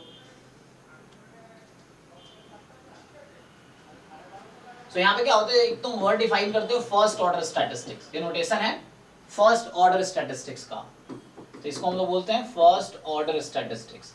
एक्चुअली एक तरह का ये ट्रांसफॉर्मेशन ही है, मतलब तुम क्या कर रहे हो, एक तरह का ट्रांसफॉर्मेशन कर रहे हो। तुम्हारे पास एक IID रैंडम वेरिएबल्स हैं, अब उसका तुम ट्रांसफॉर्मेशन कर रहे हो। So first order statistics, so इसका मीनिंग है मिनिमम, इन सब में जो मिनिमम होगा, क्योंकि वो भी रैंडम होगा, डिपेंड करेगा। जैसे मान लो कहीं वैल्यू दे रखी है मुझे, तो मुझे अगर वैल्यूज दे रखी है x1 x2 xn की, तो मैं मिनिमम सेलेक्ट कर लूंगा। लेकिन रैंडम सैंपल है तो अगले सिचुएशन और कुछ और वैल्यू होगी, तो वो भी रैंडम होगा। जो मिनिमम आएगा इन सब का वो भी एक रैंडम होगा। सो वही एक नया रैंडम वेरिएबल है, ये ट्रांसफॉर्मेशन कर रहे हैं actually, this is a new random variable, y बोल दो। सो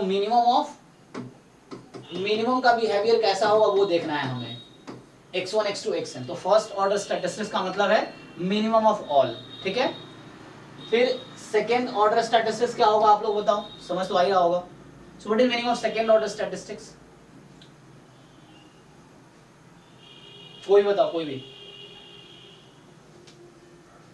सर मिनिमम x2 से xn तक। हाँ मतलब देखो n रैंडम वेरिएबल था, उसमें जो मिनिमम है उसको छोड़ दो, तो बाकी जो बचे n-1 उसमें जो मिनिमम है, तो उसको सेकेंड मिनिमम बोल देता हूं, सेकेंड मिनिमम। सो ये होगा second minimum of x1 x2 xn, इसका ये मीनिंग होगा। सेकेंड मिनिमम जो भी है, दूसरा पहले वाले स्मॉलेस्ट जो था उसको छोड़ के सेकेंड मिनिमम, ठीक है ना। फिर ऐसे ही third order stats, fourth order stats, last में आता है nth ऑर्डर स्टैट्स। सारे मिनिमम खत्म हो गए, अंत में जो बचेगा लार्जेस्ट होगा। सो ये क्या है, मैक्सिमम ऑफ ऑल। इसको पढ़ते हैं nth ऑर्डर स्टैटिस्टिक्स। हालांकि यही दोनों इंपॉर्टेंट है, फर्स्ट ऑर्डर स्टैट्स और nth ऑर्डर स्टैटिस्टिक्स, यही दोनों इंपॉर्टेंट है। तो ये होता है कि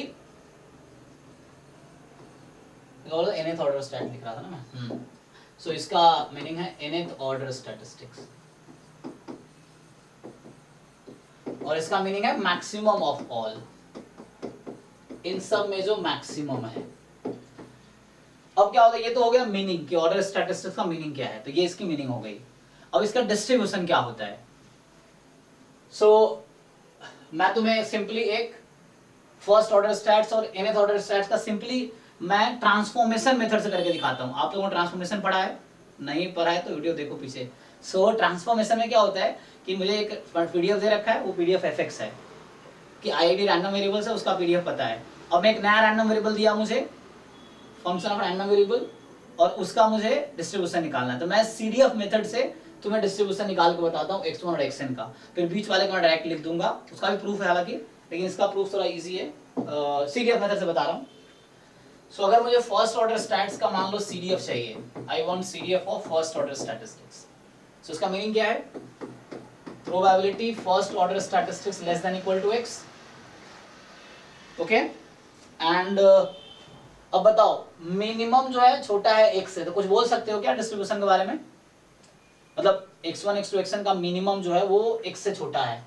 सो मिनिमम वाला x से छोटा है, मान लो इस ऑर्डर में अगर है तो छोटा है, तो कुछ नहीं कह सकते, कुछ कह सकते हो। तो इसको मुझे 1 माइनस लेना पड़ेगा, राइट। तो मुझे लेना पड़ेगा 1 minus probability first order stats more than x। अब बताओ फर्स्ट ऑर्डर स्टैटिस्टिक्स का मतलब है minimum of all. So minimum of x1 x2 x3 xn। देखो ये लिखना और ये लिखना दोनों अलग है, ध्यान देना, ठीक है। ये जस्ट एक रैंडम वेरिएबल x1 है, और ये नोटेशन का मतलब है कि उन n रैंडम वेरिएबल्स में जो मिनिमम है वो ले रहे हैं। So minimum is more then x, इसका क्या मतलब हुआ, सभी xi x से बड़ा है। हाँ, अब जो मिनिमम है वो x से ज्यादा, सभी x से ज्यादा होगा। सो यह 1 माइनस प्रोबेबिलिटी x1 भी x से ज्यादा होगा, x2 भी x से ज्यादा होगा, xn भी x से ज्यादा होगा। सो यहाँ से 1 माइनस प्रोबेबिलिटी, चूंकि आईआईडी है, सो चूंकि ये आईआईडी है मतलब इंडिपेंडेंट भी है, तो ज्वाइंट को हम प्रोडक्ट लिख सकते हैं, joint distribution is equal to product of marginal distributions. Independent की डेफिनेशन है, तो इंडिपेंडेंट है इसलिए अलग अलग कर सकते हैं। आइडेंटिकली डिस्ट्रीब्यूटेड है इसलिए सबका आंसर सेम ही आएगा, क्योंकि सबका डिस्ट्रीब्यूशन तो कॉमन ही है, तो इसलिए पावर इन कर दिया। तो अब कुछ इसको ऐसा लिख सकते हो आप, सो you can write 1 minus CDF of first order statistics इसकी पावर n। तो फर्स्ट ऑर्डर लिख रहा हूँ क्योंकि यहाँ सॉरी फर्स्ट ऑर्डर स्टैटिस्टिक्स है first random variable. So in fact जो सैंपल था x बोल देता हूँ मैं, तो जो सैंपल है वो x पॉपुलेशन से आया था, तो मैं तो कुछ ऐसा हो गया देखो। सो मतलब ये बोलना चाह रहा हूँ यहाँ पे जो x है उस x के पास PDF fx है, ये बोलना चाह रहा हूँ। पॉपुलेशन x है, तुम्हारे पास ये रैंडम सैंपल है from this population. So in this case पर देख लो भाई, डाउट हो तो पूछ लेना clearly. So first order statistics का CDF फाइंड कर दिया मैंने तुम्हारे लिए। सो 1 माइनस CDF, मैं x1 ना लेके x लिख रहा हूँ क्योंकि population x1 x2 x3 x4 xn इन सब का डिस्ट्रीब्यूशन वही है जो x का डिस्ट्रीब्यूशन है, क्योंकि IID है इसीलिए, मतलब आइडेंटिकली डिस्ट्रीब्यूटेड है, इसकी पावर n। तो ये तो हो गया फर्स्ट ऑर्डर स्टैटिस्टिक्स का CDF। अब बताओ CDF से PDF कैसे निकालते हो तुम लोग, how do you find PDF from CDF? Derivative sir, differentiation है, डिफरेंशिएशन ना, डेरिवेटिव करो, yes. So small PDF of first order statistics, so इसको डिफरेंशिएट करो स्मॉल x के रेस्पेक्ट में,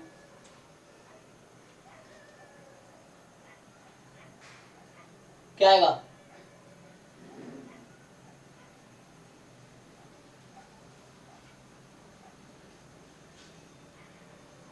कितना टाइम लगेगा भाई,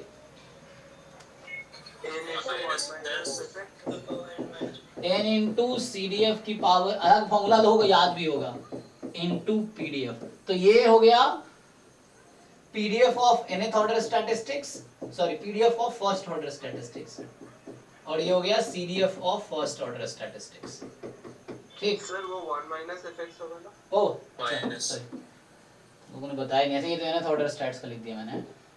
सो 1 माइनस CDF ऑफ x इसकी पावर n, और एक बार देख लो डिफरेंशिएशन, ठीक है ना, पावर इधर आएगा फिर इसकी पावर n -1, हाँ सॉरी थैंक यू, सो इसकी पावर n -1 into PDF। अब ठीक है मैच कर लो एक बार, सो n दिस की पावर n -1 दिस, तो this is the PDF and CDF of first order stat। is it okay? and specially जिनको समझना है, मान लें आपको इसमें ये कुछ डाउट है, मतलब ओके है, समझ आया कैसे फाइंड होगा? Yes sir okay. हाँ चलिए नेक्स्ट देखिए nth ऑर्डर स्टैट्स का, सेम चीज मैं nth ऑर्डर स्टैट्स के लिए करूंगा। सो nth ऑर्डर स्टैटिस्टिक्स का अगर मैं निकालता हूँ CDF, so probability nth order statistics more than x, sorry not more than, CDF है ना तो लेस देन इक्वल टू, तो ना गलतियां बहुत होती हैं, तो CDF of nth order stat मतलब probability nth order statistics less than equal to x। अब nth ऑर्डर स्टैटिस्टिक्स का क्या मीनिंग था? Maximum of all, x1 x2 x random variable जो था n तक, उसके मैक्सिमम जो होगा, तो maximum less than equal to n है। So what can you say about individual random variables, all x ही लेस देन है ना, क्योंकि मैक्सिमम सबका है वो x से छोटा है, जो उन सब में मैक्सिमम रहा होगा, तो बाकी तो छोटे होंगे x से। इसका मतलब ये होता है कि x1 less than equal to x, x2 less than equal to x, xn less than equal to x, इस तरीके से। सो यहां से आया, so this is probability x1 less than equal to x, और इसकी पावर फिर से मैं n कर दे रहा हूं, क्योंकि फिर से वो इंडिपेंडेंट है, तो joint is equal to product of marginals, identically distributed है तो सबका आंसर सेम ही आएगा, तो पावर n हो गया। तो इसको मैं लिख सकता हूं CDF ऑफ x1 इसकी पावर n, फिर x1 का डिस्ट्रीब्यूशन वही है जो x का डिस्ट्रीब्यूशन है, x मैंने पॉपुलेशन ले रखा है, तो फाइनली मेरे पास ये है कि CDF of nth order statistics is CDF of x इसकी पावर n। सो ये हो गया CDF nth ऑर्डर स्टैटिस्टिक्स का। अब आप करो इसको डिफरेंशिएशन और बताओ nth ऑर्डर स्टैटिस्टिक्स का PDF क्या आएगा? डिफरेंशिएट करो x into capital Fx whole to the power n -1 into small fx। Yes, सो इसकी power n-1 into small fx। So this is the PDF of nth order statistics, ठीक है। So this is the CDF of nth order statistics and this is PDF of nth order statistics, ठीक है जी। अब मैंने first और nth का बता दिया, और तरीका भी था, ये एक मेथड है डिस्ट्रीब्यूशन निकालने का, ये मैंने ट्रांसफॉर्मेशन मेथड यूज किया है, CDF मेथड। ट्रांसफॉर्मेशन दो मेथड थे, एक जैकोबियन मेथड, एक CDF मेथड, चाहे वन वेरिएबल का हो चाहे n, मतलब function of single random variable या function of multiple random variable, दोनों केस में दो मेथड है, जैकोबियन मेथड और CDF method. Jacobian method one variable just हो जाता है dx/dy मॉड में, आपको याद होगा fxx * dx/dy। अब रिवाइज करो ट्रांसफॉर्मेशन, तो ये तो हो गया इन जनरल अगर फाइंड करता, और दूसरा तरीका भी था डिस्ट्रीब्यूशन निकालने का, ये कहना चाह रहा हूँ। सो इन जनरल लिख देता हूँ कि PDF of rth order statistics, PDF of rth order statistics. So in general याद है तुम लोगों को? कोई बताओ मुझे, n फैक्टोरियल अपॉन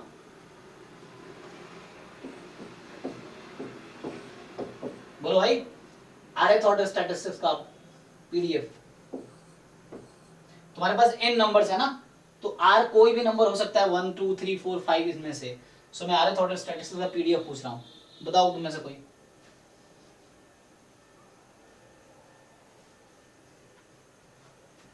किसी को याद नहीं है? क्या बात कर रहे हैं यार।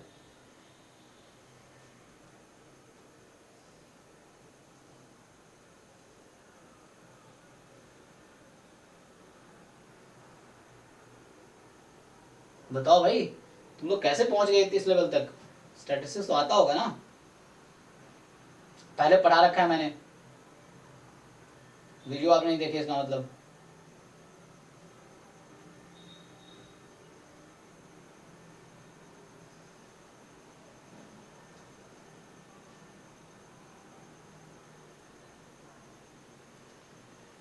सच में नहीं याद तुम लोगों को? ऐसे कैसे हो सकता है भाई?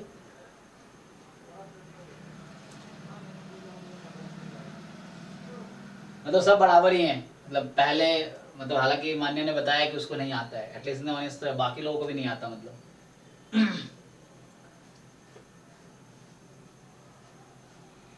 कोई ट्राई करो। देखो सो ये r minus 1 factorial upon n minus r factorial, ये ऐसे बनाता है, याद रहे r minus 1 n minus r factorial, फिर CDF की power r minus 1 minus CDF की power n minus r into PDF of x। अब तुम वेरीफाई करके देखो, तुम्हें अगर वेरीफाई करना है तो चलो मैं चेक करता हूँ जो पीछे आंसर आया क्या यही आएगा। So let's put n is equal to 1, sorry not n, r is equal to 1। मैं rth ऑर्डर स्टैट लिख रहा हूँ ना, तो मैं लिख रहा हूँ फर्स्ट ऑर्डर स्टैटिस्टिक्स का PDF। सो जहां जहां r दिख रहा है उसको पुट करो तुम 1। So what do you get? अब तो बता दो भाई, जहां जहां r है r को 1 रखो। So replace r is equal to 1 everywhere. n into 1 minus fx whole to the power n minus 1 into small fx। तो मतलब वेरीफाई हो रहा है, जो पीछे हमने निकाला वो यही आ रहा है यहाँ से भी। You put r is equal to n। इसका भी प्रूफ है, प्रूफ मैंने डिस्कस नहीं किया, प्रूफ है इसका भी। ये सब नॉन पैरामेट्रिक स्टैटिस्टिक्स आएगा अगर एमएससी आप कहीं से भी करोगे तो। अभी जो इन्फरेंस है वो पैरामेट्रिक इन्फरेंस है। इन्फरेंस दो तरह के होते हैं, non parametric inference, parametric inference. तो ये डिटेल में आएगा order statistics non parametric statistical inference में। सो और जो इन्फरेंस यहाँ पे है मेनली एस्टिमेशन, टेस्टिंग, ये सब पैरामेट्रिक इन्फरेंस में आता है। सर नॉन पैरामेट्रिक का मतलब क्या होता है? उसमें थीटा इंपॉर्टेंट नहीं रहता है, उसके डिस्ट्रीब्यूशन में थीटा नहीं आता है। तुम देख रहे हो कहीं थीटा है इसमें? मतलब थीटा पे क्या ये डिपेंड कर रहा है कहीं पे? नो सर, नहीं करेगा। सो कोई डिस्ट्रीब्यूशन तुमने दिया है तो अलग से कोई पैरामीटर अज्यूम नहीं करता ये। जैसे नॉर्मल में थीटा वो है तो पैरामेट्रिक हो गया, तो ये इसमें क्या है कि parameter is not important, parameter इसमें इंपॉर्टेंट नहीं रहता।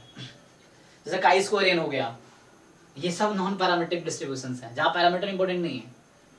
स्टैंडर्ड नॉर्मल हो गया, ठीक है ना, टी डिस्ट्रीब्यूशन है, एफ डिस्ट्रीब्यूशन है, इसमें पैरामीटर्स नहीं है।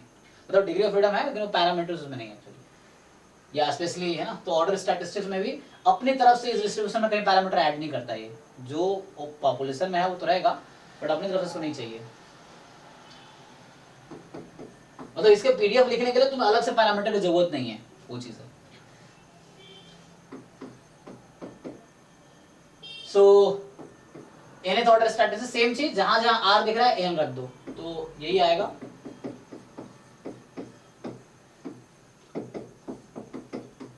ठीक है, बाकी यही यूज करना, तो कहीं भी जरूरत तुम्हें इसी की पड़ेगी, ज्यादा पड़ेगी और ज्यादा कुछ जरूरत पड़ेगी नहीं। सो ये ऑर्डर स्टैट में मेनली ये पीडीएफ चाहिए तुम्हें, और first order and order important है। Is it okay? बताइए जी, मान्य फाइन है? Is it fine? Yes sir. आपको ये फॉर्मूला याद रखना है, तो इससे सारे काम, कभी सेकंड ऑर्डर स्टैट्स की जरूरत पड़ी तो भी इससे निकाल पाओगे आप। अदरवाइज ये प्रूफ मैंने एक दूसरे तरीके से किया है, बात वही है, आना से भी आना, और मीनिंग ये है ऑर्डर स्टैट्स का। बाकी जॉइंट रूट भी होता है लेकिन उतना कुछ है नहीं। तुम्हारे सिलेबस में ऑर्डर स्टैट्स कहीं लिखा भी नहीं, हालांकि तुम्हारे सिलेबस में कहीं इसने ऑर्डर स्टैटिस्टिक्स का नाम लिया है, चेक करो। आई डोंट थिंक कहीं पे है, नो सर। इसने कहीं अलग से लिखा नहीं है, तो कोई एक्सप्लिसिट क्वेश्चन तो नहीं पूछना चाहिए फिर। मतलब यूज होगा तो उन्होंने बता दिया, जितना यूज होगा उतना बता दिया, ऐसे कोई अलग से हमने यहाँ से स्टार्ट किया था तो कहीं मिला तो है नहीं। हाँ, इसमें एक टॉपिक और बचा हुआ है, सिंपल लीनियर रिग्रेशन, है ना, यहाँ सिंपल लीनियर रिग्रेशन, ये अभी नहीं कराएंगे प्रीवियस लेक्चर्स में, ये कराएंगे एक क्लास में, सिंपल लीनियर रिग्रेशन। बाकी सब करा रखा होगा। हाँ, बाईवेरिएट नॉर्मल भी कोई बच्चा कह रहा था तो याद दिलाना, सिंपल लीनियर रिग्रेशन और बाईवेरिएट नॉर्मल, ठीक है ना। सो जॉइंट में एक्चुअली सिंपल लीनियर रिग्रेशन रह गया और बाईवेरिएट नॉर्मल रह गया। मतलब बाईवेरिएट नॉर्मल पूछ लेता है तो ये दो कराऊंगा। बाकी अभी पहले इसको फिनिश कर लेते हैं, तो यहाँ पे रफली स्टैटिस्टिक्स पार्ट खत्म हो जाए, पर थोड़े बहुत टॉपिक जो रह गए, लीनियर रिग्रेशन हो गया, बाईवेरिएट नॉर्मल हो गया, और फिर आएंगे मैथ्स पार्ट पे। तो कल यहाँ से स्टार्ट करता हूँ। सो फिर एक बार मैथ्स पार्ट, ज़्यादा टाइम इसमें दूंगा नहीं क्योंकि छोटे छोटे टॉपिक्स हैं ना, एक एक क्लास में कोशिश करेंगे खत्म हो जाए, तो थ्योरेटिकली पहले खत्म कर लें, फिर क्वेश्चंस करेंगे बाद में, या कुछ क्वेश्चन साथ में करते रहेंगे। सो अगर एक एक क्लास भी लेते हैं तो कोशिश करेंगे खत्म हो जाएगी क्लास में। 2 क्लास लेंगे तो भी 15 तारीख तक, एम है हमारा 15 तारीख तक खत्म हो जाए सारा सिलेबस, ये कोशिश कर रहे हैं, ठीक है ना, 15 तक। फिर 15 के बाद एग्जाम तक क्लासेस डेली होती रहेंगी, तो आपको भी असाइनमेंट्स मिलेंगे, प्रॉब्लम शीट मिलेंगे, टेस्ट पेपर्स मिलेंगे, मैं देखता हूँ गूगल फॉर्म पे उसको मैं टेस्ट बना पाऊंगा तो बिल्कुल ऑनलाइन टेस्ट की तरह होगा, नहीं तो आपको पेपर्स फुल लेंथ पेपर्स मिलेंगे अभी, ठीक है। सो उसको हम लोग डिस्कस करेंगे। पहले आप घर बैठ कर 3 घंटे बैठ कर ट्राई करो, फिर जो डाउट्स है क्लास में डिस्कस करो इस तरह से, क्योंकि मेहनत आपको करना जरूरी। मैं अगर सारे करा भी दूंगा कोई फायदा नहीं है, फायदा तब है जब आप करके आओ फिर डाउट पूछो, तब फायदा है, ठीक है।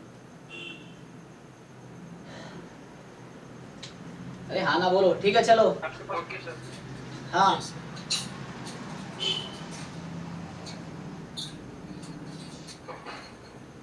चलो ठीक है, फिर आइए नहीं रखते हैं क्वेश्चन आया हुआ है सर, क्वेश्चन। सर ग्रुप में क्वेश्चन आया है। ग्रुप कौन में कौन सा क्वेश्चन बताओ। सर ये डिस्क्रीट का है, इसमें power of test, most powerful test. Okay आया हुआ है ना, तो वही पूछ रहा था, चलो देख लेते हैं। अब वही तो कह रहा था, देखो जो भी टॉपिक पढ़ा दिए तुम करके देखो, हो रहा नहीं हो रहा, नहीं हो रहा तो ऐसा क्या है जो नहीं हो रहा, क्वेश्चन ये है ना।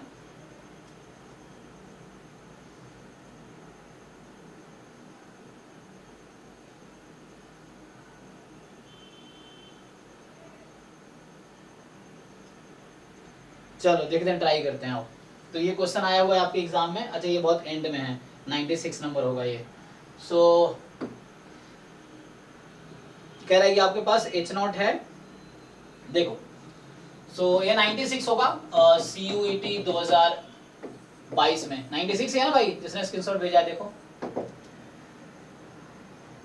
क्योंकि 97, 98, 99, 100 ये 4 क्वेश्चन उसका है, डिजाइन ऑफ एक्सपेरिमेंट का ना या सैम्पलिंग का। ओके तो ये क्या मतलब सिलेबस के हिसाब से इन्होंने पेपर बनाए हैं, मतलब सिलेबस के ऑर्डर में।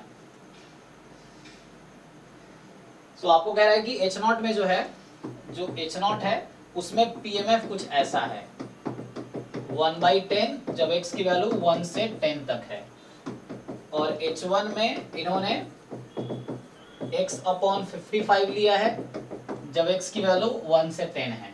Critical region of the most powerful test of size 0.2।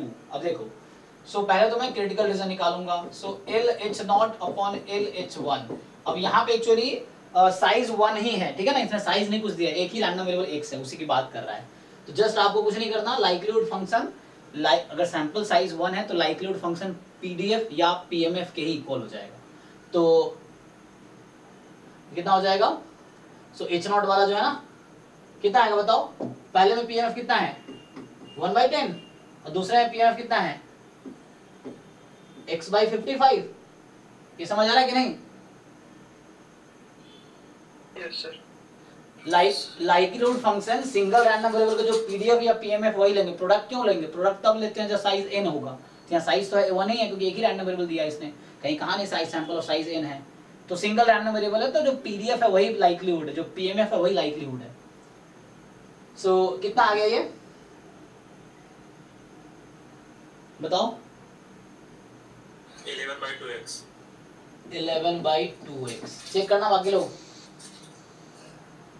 अब देखो तुम्हारे पास ये कह रहा है आप क्रिटिकल रीजन क्या होगा, less than equal to k, ये होगा क्रिटिकल रीजन। फाइन। सो ये इतना क्यों करोगे, इसने क्या बोला, critical region of the most powerful test of size 0.2। So चलो देखो, तो यहां से क्या आएगी x की वैल्यू, x क्या बताओ यहां से 2k/11। More than equal to, 10K। अरे तुम लोग क्या कर रहे हो, x more than equal to what 11/2k। Check करो, हाँ है ना।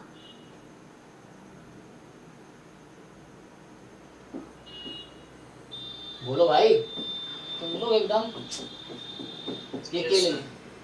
तो ये तुम्हारे पास आ गया एक्चुअली क्रिटिकल रीजन आ गया, मतलब केवल ले लिया कोई कांस्टेंट है तो क्रॉस मल्टीप्लाई करो, x उधर गया k1 इधर आया, तो x more than equal to 11/2k। 11/2k1 को नाम मैंने k दे दिया, ये जो नया ये जो कांस्टेंट इस पूरे को नाम k दे दिया। तो मेरा क्रिटिकल रीजन अभी है, मेरा अभी जो क्रिटिकल रीजन है वो है, ठीक। सो मेरा अभी जो क्रिटिकल रीजन है वो x more than equal to k है। सो अब कह रहा है साइज दे रखा है तुम्हें, साइज होता है probability of rejecting H naught when H naught is true. So 0.20 है. Probability x more than equal to k given H naught is true. तो यहाँ देखना है कि कौन सा PMF यूज करे. तो ये बोल रहा है H naught वाली PMF यूज करो. H naught is true ना, तो H naught वाली PMF लो. अब बताओ मुझे 0.2 आंसर कब आएगी इसकी. x k को तुम क्या लोगे, तुम खुद ही सोचो. तुम k क्या रखोगे ताकि आंसर 0.2 आ जाए. आपको समझ आ रहा है कि नहीं आ रहा, मैं पूछना चाह रहा हूं. x अगर मैंने मान लो 10 रख दिया तो x more than equal to 10 कितना होता है H नॉट में.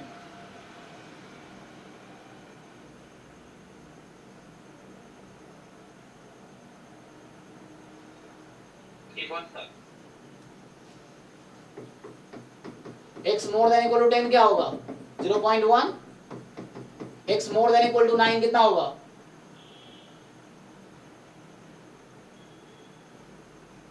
भाई कहाँ खोए हो तुम लोग. तभी क्लास 12 का बच्चा बता देगा इसमें देख के. अरे हर पॉइंट पे मास 0.1 है भाई. रो 10/10 1 नहीं आना चाहिए. हाँ वो x is equal to 10 पे.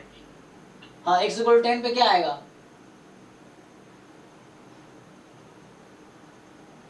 ये तुम्हें समझ आ रहा है क्या है. यूनिफॉर्मली डिस्ट्रीब्यूटेड है इस पॉइंट पे. इसमें कहीं x दिख रहा है तुम्हें.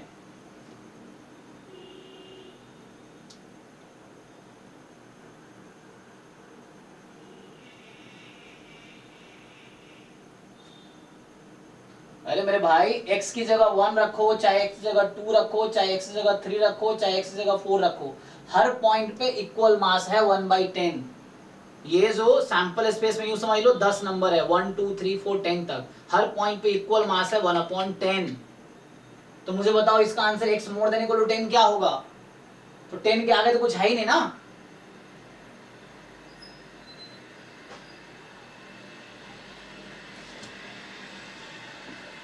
ये ओके है कि नहीं. Yes sir. ये क्या होगा.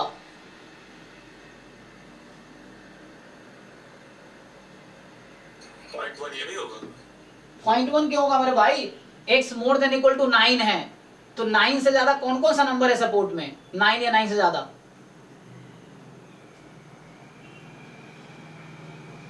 अरे भाई सपोर्ट तुम्हें नहीं दिख रहा क्या तुम लोग. ये इतना छोटा हो गया क्या. ये x की वैल्यू कहां से कहां तक है यहाँ पे. 1 to 10. हाँ तो x more than equal to 9 लिखा हुआ है, तो यहाँ x की कौन कौन सी वैल्यू आएगी यहाँ पे. 1 to 10. 9 and 10. तो 9 पे मास कितना है. 1/10. हाँ 10 पे मास कितना है. 1/10. तो कितना हो गया टोटल 1/5. 0.2. 0.2. तो इतना टाइम क्यों लग रहा है तुम लोगों को डिसाइड करने में. क्या बोले H नॉट में देखना है मुझे फॉर्मूला से कि x मोर k क्या रखूं. वही k चुनना चाहिए. ऑप्शन में k पूछ रहा है तो मतलब एक सेट क्या होगा. क्रिटिकल डिवीजन का सेट क्या है. तो ये 0.2 होगा. Probability x more than equal to 8 कितना आएगा.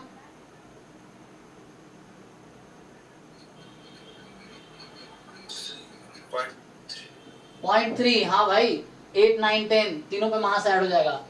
ये पीडीएफ कुछ ऐसा है, तुम लोग पता नहीं क्यों इतना कंफ्यूज होते हो. प्रैक्टिस करो भाई क्वेश्चंस. तुम लोग सब बच्चों वाले क्वेश्चन में भी तुम्हें डाउट आ रहा है.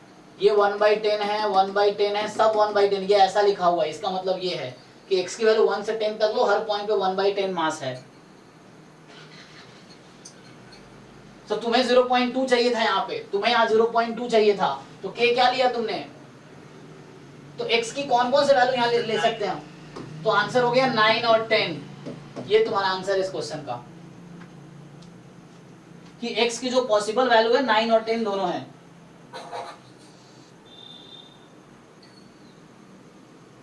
ओके है कि नहीं. Yes sir. Yes sir. बस सिंपल लाइक्लीहुड रेशियो टेस्ट लगाया मैंने, तो इससे क्रिटिकल रीजन आ गया. अब k निकालना था, तो x more than equal to क्या लूं कि आंसर 0.2 आ जाए. तो मोर देन इक्वल टू 10 पे 0.1 आएगा, मोर देन इक्वल टू 9 पे 0.2 आ गया, मोर देन इक्वल टू 8 पे 0.3 आ गया. मुझे 0.2 चाहिए, तो x की value more than equal to 9 होगा. मोर देन 9 में क्या क्या आता है 9 and 10. आंसर 9 10. चलो ठीक है, नेक्स्ट क्लास है मेरी. Okay thank you. Thank you sir.